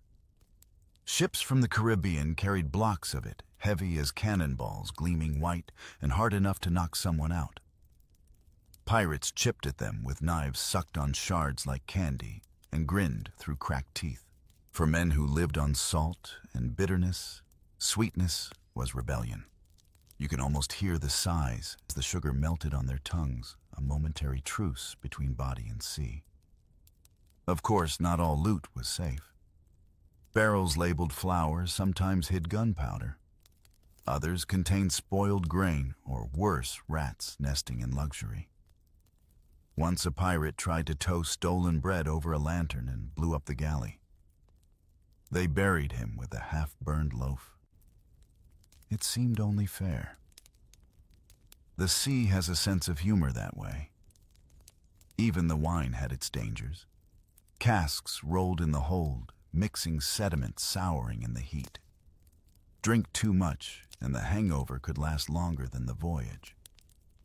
But pirates didn't care. After weeks of slime water and salt meat, bad wine was still a miracle. You tilt a mug to your lips, and it's sharp rough, maybe even vinegar. But it's different, and that's enough. Some captains use these feasts to reward loyalty. Bartholomew Roberts once promised his crew a full ration of fresh food and drink after every major prize. "Work like devils," he told them, "and we'll eat like gods." And for a few stolen nights they did. History remembers his conquests. The crew remembered the roast goat seasoned with pepper and citrus. The sea might forget gold, but it never forgets flavor. Between raids, pirates guarded their stolen provisions like treasure. They sealed barrels in wax, hung meat from beams, and tucked wine bottles into the coolest corners of the hold. It was a temporary illusion of comfort, a floating pantry that could vanish with one unlucky storm. Yet even knowing that you catch yourself smiling as you sip a cup of stolen cocoa, rich and bitter, swirling like sin. The feast fades. The singing softens. Lanterns dim. You lie on the deck full for the first time in months, feeling the ship's gentle sway. Somewhere a man snores, another hums, an old shanty about the taste of home. You realize something that every pirate eventually learns. Plunder isn't just about wealth, it's about reminding yourself you're still human. But once the feast is over, reality always returns. Barrels' empty crumbs vanish, and the cook must perform his old miracles again, making something from almost nothing with one hand on a spoon and the other steadying a pot that never stops moving. The ship's galley is no one's idea of a kitchen. It's a wooden closet with a fire that wants to kill you. The moment you duck inside, the air changes. It's thick with smoke salt and the faint sweetness of scorched fat. The cook, bare-armed and sweating, is balancing a pot on an iron box called the camboose, a kind of metal hearth bolted to the deck so the whole ship doesn't burst into flames. Cooking, he mutters, is just firefighting you can eat. You watch him work and understand why no one volunteers for his job. Every wave tries to spill his stew. Every gust of wind threatens to feed his fire. He moves like a dancer ladle in one hand, rope in the other, bracing himself as the deck lurches. The pot clangs, the flames flicker, and a drop of boiling brine splatters across his arm. He doesn't even flinch. The man's been burned so many times, he probably smells like seasoning. Pirate cuisine wasn't about recipes, it was about survival, improvisation. A proper cook learned to make miracles out of mold and misery. He might have a chunk of salted beef, a handful of weevil-riddled biscuit crumbs, and a splash of stolen oil. That's dinner. Add some imagination and a lot of cursing, and you've got sea stew. The ingredients change daily. The flavor doesn't. It's always vaguely tragic, with notes of salt and regret. You lean closer, curious. Inside the pot, something bubbles that looks like soup, but smells like a dare. Bits of meat biscuit paste and maybe an onion, if the last raid was generous, float together in uneasy harmony. The cook grins, missing half his teeth. "Don't ask what's in it," he says. "Just be glad it's hot." And he's right. At sea, warmth is half the flavor. The men line up bowls in hand, and when the first steam hits their faces, they sigh like monks at prayer. Even bad food feels holy when it's warm. You take your share spoon, trembling as the ship rolls. The first sip burns your tongue, but it's worth it, salt, fat, and heat in one mouthful. It's chaos cuisine, and it works. Every cook had his tricks. Some crushed biscuit crumbs to thicken stew, others used seawater instead of salt. Efficient if you didn't mind the occasional fish flavor. A lucky few used bits of citrus or peppers stolen from island ports, turning blandness into brief brilliance. The secret wasn't quality, it was distraction. If a meal could keep your mind off hunger for 5 minutes, it was a success. There's an art to cooking on a moving world. You tie everything down, pots, plates yourself. You stir with one hand while gripping a rope with the other. Every time the ship tilts, you feel the soup chase gravity like a wild animal. You can't step away, not even for a second, or you'll spend the next hour scraping your masterpiece off the floorboards. The cooks curse your kitchen moves, but the fire doesn't care. Sometimes, if the weather's calm, you cook on deck. That's when food becomes ceremony. The pot hangs from a tripod over glowing coals, smoke rising into the blue. The smell drifts across the ship, turning every man's head. Someone starts a tune soft and lazy, a rhythm older than piracy itself. You feel the whole crew lean toward that scent drawn like moths. Food in that moment is magic. It stops fights, silences arguments, even makes the sea seem gentle. Then there are the disasters. A sudden wave knocks over the pot. A gust sends sparks flying into the sail. Once the stew catches fire, and the cook throws in water from a rum bucket, turning lunch into something the crew calls flaming hell soup.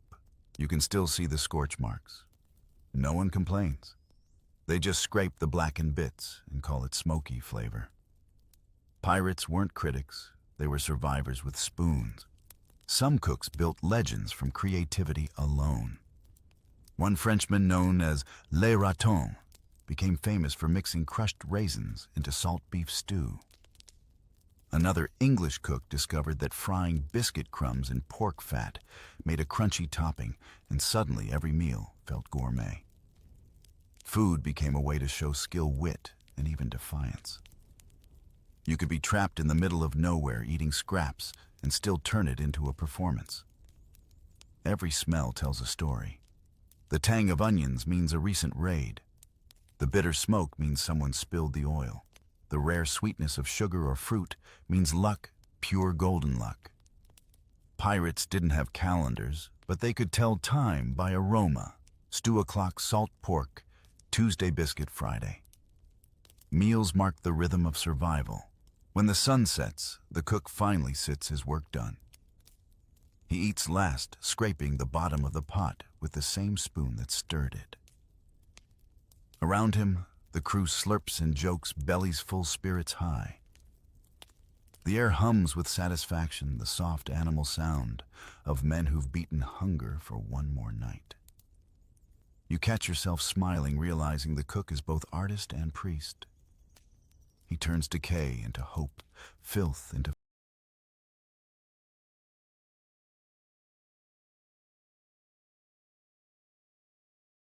flavor, fear into comfort. The last of the fire dies, leaving only smoke. The stars blink overhead, and the sea murmurs against the hull. The crew drifts away to hammocks, warm and heavy. The galley cools. Tomorrow, the same battle begins again, against time, against hunger, against the stubborn will of the ocean. But tonight, with the taste of salt and smoke still on your tongue, you almost believe the ship itself feels fed. It's strange how quickly a pirate's world can change from gray mush to tropical paradise. One week you're gnawing on salted pork. The next you're standing barefoot on a sun-drenched island, surrounded by palm trees, coconuts, and smells so sweet they almost make you dizzy. The ship anchors offshore, the longboats drop, and the crew splashes onto land, like a pack of starving wolves set loose in a grocery store.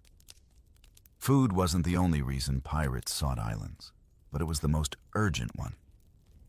These small green dots on the map were salvation wrapped in palm leaves. You and the crew scatter knives out not for battle, but for bananas. Within minutes, someone's shouting about coconuts, someone else is chasing crabs, and one poor soul's already halfway up a tree, trying to shake down dinner. For a brief, ridiculous moment, piracy looks like a picnic. Coconuts were gold. Sweet water inside oily meat that filled bellies and burned clean in lanterns. You crack one open with a rock and drink greedily the cool liquid cutting through weeks of salt and rum. It's the closest thing to heaven you've tasted since land disappeared behind you. The rest of the crew drinks too, laughing as juice runs down their beards. Pirates had no etiquette, only thirst and gratitude. Fruit meant more than flavor, it meant health.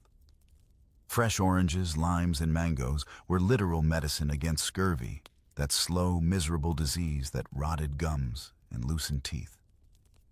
Some captains didn't understand the connection, but the smart ones hoarded citrus like treasure. You can imagine the relief of biting into something green and alive after months of dried rations.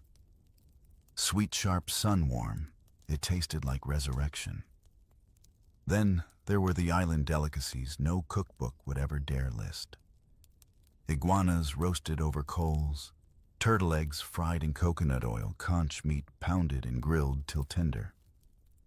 Pirates ate whatever moved slower than they did. You help turn a spit as strips of meat hiss in the fire, the smoke rich and fragrant. Someone sprinkles a pinch of looted spice over the top, and suddenly, you're eating like a king with dirty fingernails.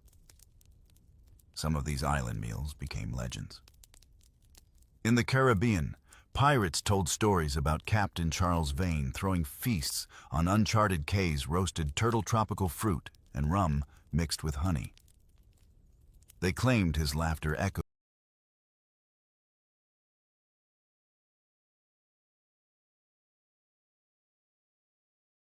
through the palms long after the crew passed out in the sand.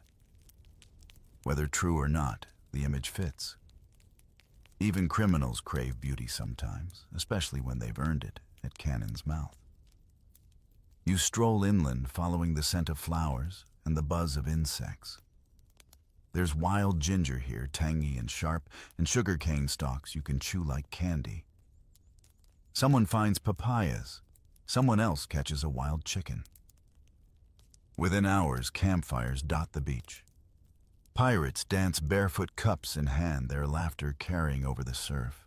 You can't help thinking that for all the chaos of their lives, they understood celebration better than most empires ever did. Of course, paradise always exacts a price. The jungle hides dangers: mosquitoes, snakes, poisonous plants. Eat the wrong berry and your stomach will mutiny harder than your crew ever could. You learn fast to watch what the locals eat, if there are locals at all. Pirates weren't explorers by trade, but survival made them sharp observers. You'd see them mimic fishing techniques, cooking methods, even food preservation tricks from indigenous islanders and runaway slaves. Survival knows no pride. There's something almost holy about the way the meal unfolds. Men sit in circles on the sand, passing roasted fish and fruit with greasy fingers. The sea hisses softly nearby, the moon rising like a lantern above the palms. Someone plays a fiddle, someone hums, someone else just stares at their food, as if afraid it might vanish. For once there's no captain shouting orders, no fear of pursuit. Just full bellies, sticky fingers, and the slow rhythm of waves. You take a bite of roasted crab and close your eyes. The flavor explodes, sweet, smoky, alive. You remember the stench of the galley, the bite of hardtack, the sting of bad water, and can't help laughing softly. This, you whisper, is why we survive. But even this oasis fades. The fresh food will be gone in muss, and the pirates will return to their salted cargo bellies satisfied, but minds already hungry again. Yet something lingers, a reminder that the world beyond the sea still tastes like color. And when the next storm hits, when the next barrel of salted beef turns sour, that memory will keep them going. Before you leave, you pack what you can. Coconuts, dried fruit, maybe a few limes hidden in your shirt. You glance back once more at the shoreline, golden under the sunset, and realize you've stolen more than food. You've stolen warmth, sweetness, life. The sea can't take that from you, not yet. The longboat pushes off the island, recedes, and the ship waits like a dark promise on the horizon. You feel the deck rise beneath your feet again, the wind sharpening, the smell of salt reclaiming everything. The feast is over. The sea is back in charge. But it doesn't seem as cruel now you've tasted proof that the world still holds flavor. And flavor, you've learned, is the closest thing to freedom a pirate ever gets. It starts small, a bruise that won't fade, gums that bleed when you bite into biscuit, a faint ache behind the eyes. You think it's fatigue. Everyone's tired at sea. But then you notice your skin turning pale and your legs trembling when you stand.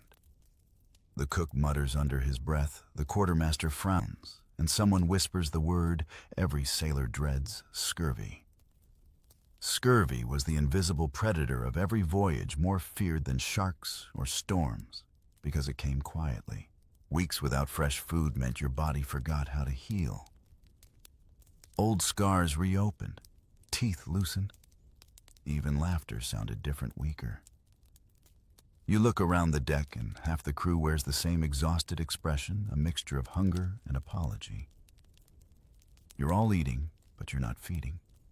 Pirate diets were a chemistry experiment gone wrong, salt, meat, fat, biscuit, repeat. No fresh fruit meant no vitamin C, though no one knew the science yet. They only knew that men who ate oranges stopped dying, and that was good enough. The first signs of scurvy crept in like guilt. A man would stumble on deck, drop his rope, and the others would just shake their heads. Everyone feared it, no one could stop it. Rum didn't help, salted meat didn't help, even prayers didn't help. Pirates weren't saints, but they became believers when the sickness spread. You'd see a man chewing a piece of rope just to keep his jaw busy, pretending he wasn't too weak to swallow real food. The cook tried to invent cures. Vinegar, seawater, even gunpowder mixed into soup. None of it worked, but no one blamed him. Hope tastes better than truth when your teeth are falling out. Have you ever seen the color drain from someone's spirit? That's what scurvy did.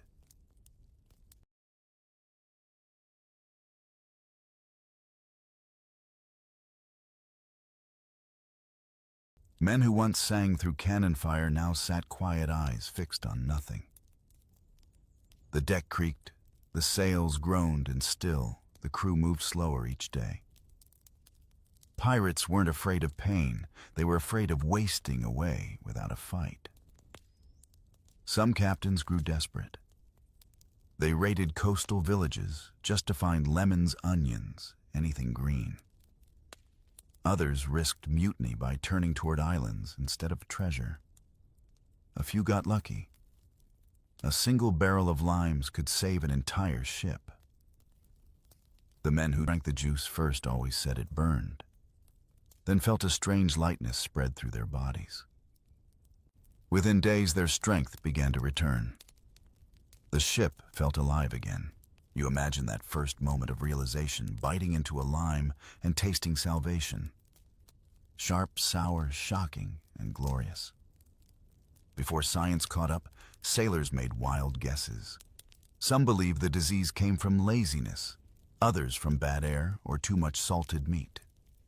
One captain even ordered his men to sleep standing up to keep the humors balanced. Pirates laughed, but laughter was thin medicine.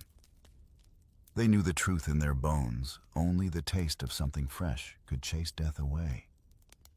It's easy now, centuries later, to mock the superstition. But imagine being trapped on a wooden world where every solution came from rumor. The sea doesn't hand out instruction manuals. It just watches as you learn through loss. You chew your biscuit, you swallow your fear, and you tell yourself that maybe the next island will save you. When sickness hit hard, the galley turned silent. Even the cook stopped singing. Men refused the rations because chewing hurt too much. The smell of brine and rot filled the air. You could always tell how close death was by the quiet. Pirates weren't built for silence. It felt unnatural, wrong, like the sea itself holding its breath. But then one evening, hope arrives in the form of a shout. Land ho! The deck erupts. The ship turns, sails snapping, and hearts begin to race again. Maybe the island will have fruit herbs or anything green. Maybe life isn't done with you yet. That's how it always was. At Sea Doom one day, deliverance the next. Some captains made it policy to raid plantations and store citrus in secret barrels wrapped in leaves to keep them fresh. Others encouraged the crew to trade with islanders for coconuts or melons. Pirates, for all their ruthlessness, learned respect for the people who understood the land better than any map ever could. Survival makes teachers out of strangers. Still, scars remained. Even after the sickness faded, the memory lingered: swollen gums, loose teeth, the faint ache in your legs. You could feel it waiting patient in every salted meal that followed. Every bite of biscuit reminded you that luxury wasn't gold, it was greenery. You'd have traded a chest of silver for a single orange. Later, when calm returned, you sit on the deck with a lime in hand, turning it over like a relic. The rind glistens in the fading light, and the scent cuts through the stale air like music.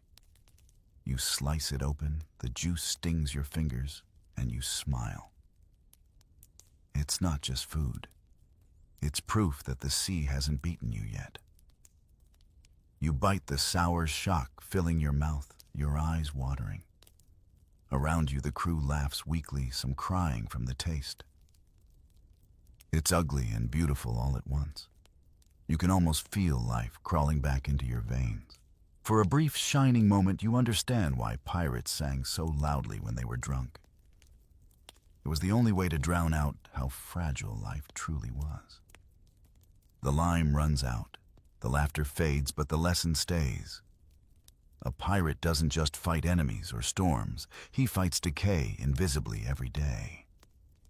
The next time you reach for salted meat or hardtack, you think of those green islands and the men who learned the hard way that the smallest fruit could change the fate of an empire. Victory has a flavor, and it tastes like grease, sugar, and rum. The smell of gunpowder hasn't even faded when the feasting begins. You stand amid chaos that's somehow joyous, barrels cracked open, meat sizzling, mugs clinking against the rhythm of laughter. The raid was good, the loot better, and now the crew does what pirates do best. After surviving death, they eat like they're trying to outlive it. A victory feast on a pirate ship was never planned. It just erupted. The adrenaline still thunders in your chest as someone drags a stolen pig from the prize ship and slaps it onto the galley fire. Men cheer, already half drunk on triumph. The cook, part artist and part lunatic, barks orders while trying to keep the flames from swallowing the meal. You can barely hear yourself over the shouts. Bring the rum. Pass the bread, save some for the captain. No, not that much. The rule book of civility sinks faster than an anchor. Someone dances on a barrel, another plays a battered fiddle, and two men argue affectionately over whose mug holds more son. You catch a whiff of roasting fat pepper and caramelized sugar. For a second, it doesn't smell like the sea, it smells like home. These feasts were brief pockets of paradise. There were no classes here, no officers' tables or silver platters. Everyone ate side by side, their ranks erased by hunger and victory. Even the captain, usually a symbol of authority, might grab a hunk of roasted meat and laugh with his men. For a night, pirates became a family of wolves who'd just taken down a whale. The menu was whatever the ocean and fortune offered. Salted beef, rehydrated in rum biscuit crumbs, fried in fat. Maybe fresh fruit if it survived the plunder. Someone pours melted sugar over roasted fish and calls it Caribbean gold. Another stirs cocoa into grog, inventing pirate hot chocolate. You try a bite of everything. It's smoky, sweet, savage, perfect. Then comes the rum again and again and again. Mugs rise like waves. To the captain, to the cook, to the ship that didn't sink. Someone proposes a toast to all the women who don't know where we are, and the deck roars with laughter. It's loud, foolish, alive. Even you can't help but grin as the warmth spreads. But rum is a sly friend. One minute it keeps you warm, the next it steals your balance. The singing slurs into shouting, the laughter turns to arguments. Two men wrestle over a chunk of meat, tumble across the deck, then start laughing again before the fight can finish. The line between feast and folly thins until it's invisible. Yet beneath the drunkenness, there's something deeper, a quiet defiance. These men know their lives are measured in storms, battles, and betrayals. Each meal could be the last. So they gorge, they drink, they shout, as if noise alone could hold off death for another day. It's not gluttony, it's gratitude with bad table manners. As the night deepens, the fire glows low. The stars blink bright, and the singing slows to a hum. You sit with a bowl of stew, thick, greasy, still steaming, and watch the others drift into content silence. Some slump over barrels, some lie on the deck staring at the sky. The laughter softens into snores. The sea for once seems to approve. Victory had a way of tasting fleeting. Tomorrow hangovers and hardtack would return. The same men who danced barefoot tonight would be patching sails and grumbling by dawn. But the memory of the feast of laughter, warmth and roasted fat would cling to the ship like perfume. You sip from your mug and feel the salt crusted on your lips. The sweetness of stolen sugar cuts through the bitterness. For a fleeting second, you understand why they risked everything: the cannonballs, the gallows, the endless gray horizon. Not just for gold, not for fame, but for nights like this, when life felt full, heavy, real. Stories would later romanticize pirates as reckless drunkards. But what they missed was the meaning behind the madness. The feast wasn't just indulgence. It was rebellion. It said, "We're still here. We've beaten the sea again." You can feel that energy thrumming through the planks beneath you, humming in the ship's bones. The ocean listens grudgingly and lets you have this moment. Eventually dawn creeps up, soft, apologetic. The fire dies, the rum runs out, and the cook snores beside the pot. The deck is littered with bones, empty cups, and men who look half dead, but thoroughly content. You stretch, blink at the horizon, and realize your belly aches from too much food and laughter. You don't regret a thing. The celebration fades, but its warmth lingers like a heartbeat in the wood. And as the ship begins to move again, sails filling with the morning wind, the thought crosses your mind that maybe pirates weren't just chasing treasure, they were chasing moments like this, brief and burning, stolen from the cold. But warmth never lasts long at sea. By the next sunset, the rum will be gone, the food stale again, and hunger will return. And when that happens, when the ocean's cruelty comes crawling back, you'll remember that even pirates, kings of chaos, eventually meet their last meal. The wind has shifted again. It always does. The barrels are lighter now. The meat gone, the biscuits dust. You can smell the emptiness, the dry, stale air of a ship running out of everything, except the will to keep moving. The cook scrapes the bottom of a pot with a spoon that's worn thin as his patience. He looks at you and shakes his head. "That's it," he says. "We've eaten the last of it." It's a sentence every sailor dreads. No more salt pork, no beans, no oil, not even crumbs. You stare at the horizon and feel the familiar knot of hunger tighten again. This isn't the first famine you've survived, and it won't be the last, but the silence that follows is heavier than any cannonball. Even the sea seems to hush, as if waiting for the crew to break first. When food runs out, time stretches. Every hour crawls. The men move slower, voices, hoarse eyes hollow. Some chew strips of leather, soaking them in water to soften the hide. Others gnaw on biscuit dust mixed with rum, pretending it's porridge. You try not to look desperate, but your body betrays you. Your hands tremble when you tie a rope. Your stomach growls loud enough to echo. Hunger makes fools of everyone. It wasn't always starvation that killed pirates. It was waiting. The uncertainty gnawed harder than the hunger itself. Would another ship appear? An island, or would the sea simply close over them, quiet and indifferent?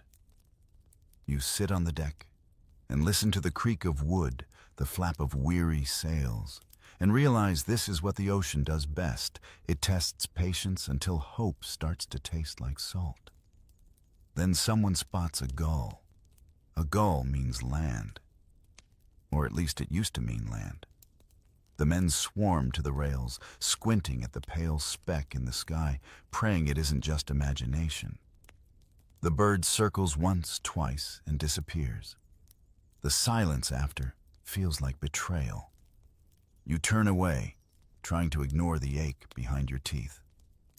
Captains had to make brutal choices in moments like this. Some turned back gambling that the wind would carry them home before the crew turned on them. Others pressed forward, trusting luck or divine mercy. The smart ones rationed last of the rum, not for celebration, but for distraction. Hunger dulls with drink for a while. But only for a while. Even the cook starts to change. His galley, once noisy and alive, becomes a shrine to absence. He still goes through the motions, stirring empty pots, muttering recipes to himself like prayers. "If I had flour," he says softly. "If I had sugar." His spoon clinks against the pot, a hollow sound that makes your chest tighten. You realize he's keeping rhythm for the crew, reminding them that something once came from nothing. And sometimes, miraculously, the sea gives back. A barrel drifts by flotsam from another ship, cracked but not ruined. The men haul it aboard, pry it open, and stare. Dried peas, old, moldy but edible. You could cry from relief. The cook doesn't wait for orders.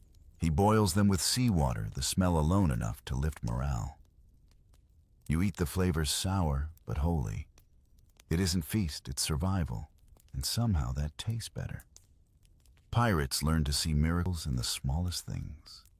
A fish trapped in a net, rainwater pooled in a tarp, a loaf that lasted one more day than expected. They called it ocean mercy. You sip from your tin cup, the rain fresh on your tongue, and whisper thanks, without knowing who to thank. When the storms finally break and land appears, it's almost hard to believe. The ship glides toward a jagged shore, sails tattered but proud. Men who haven't spoken in days start laughing again, too weak to cheer. You can feel the air change the scent of soil plants' life. You never realized the earth had a smell, until now. The first step onto solid ground feels strange, almost wrong. The sand shifts under your boots, warm and forgiving. The cook collapses beside you, clutching a handful of it like treasure. Someone finds fruit, someone else water. You eat without restraint, juice running down your chin, laughing and crying all at once. The hunger recedes like a bad dream. For the first time in weeks, you taste sweetness instead of salt.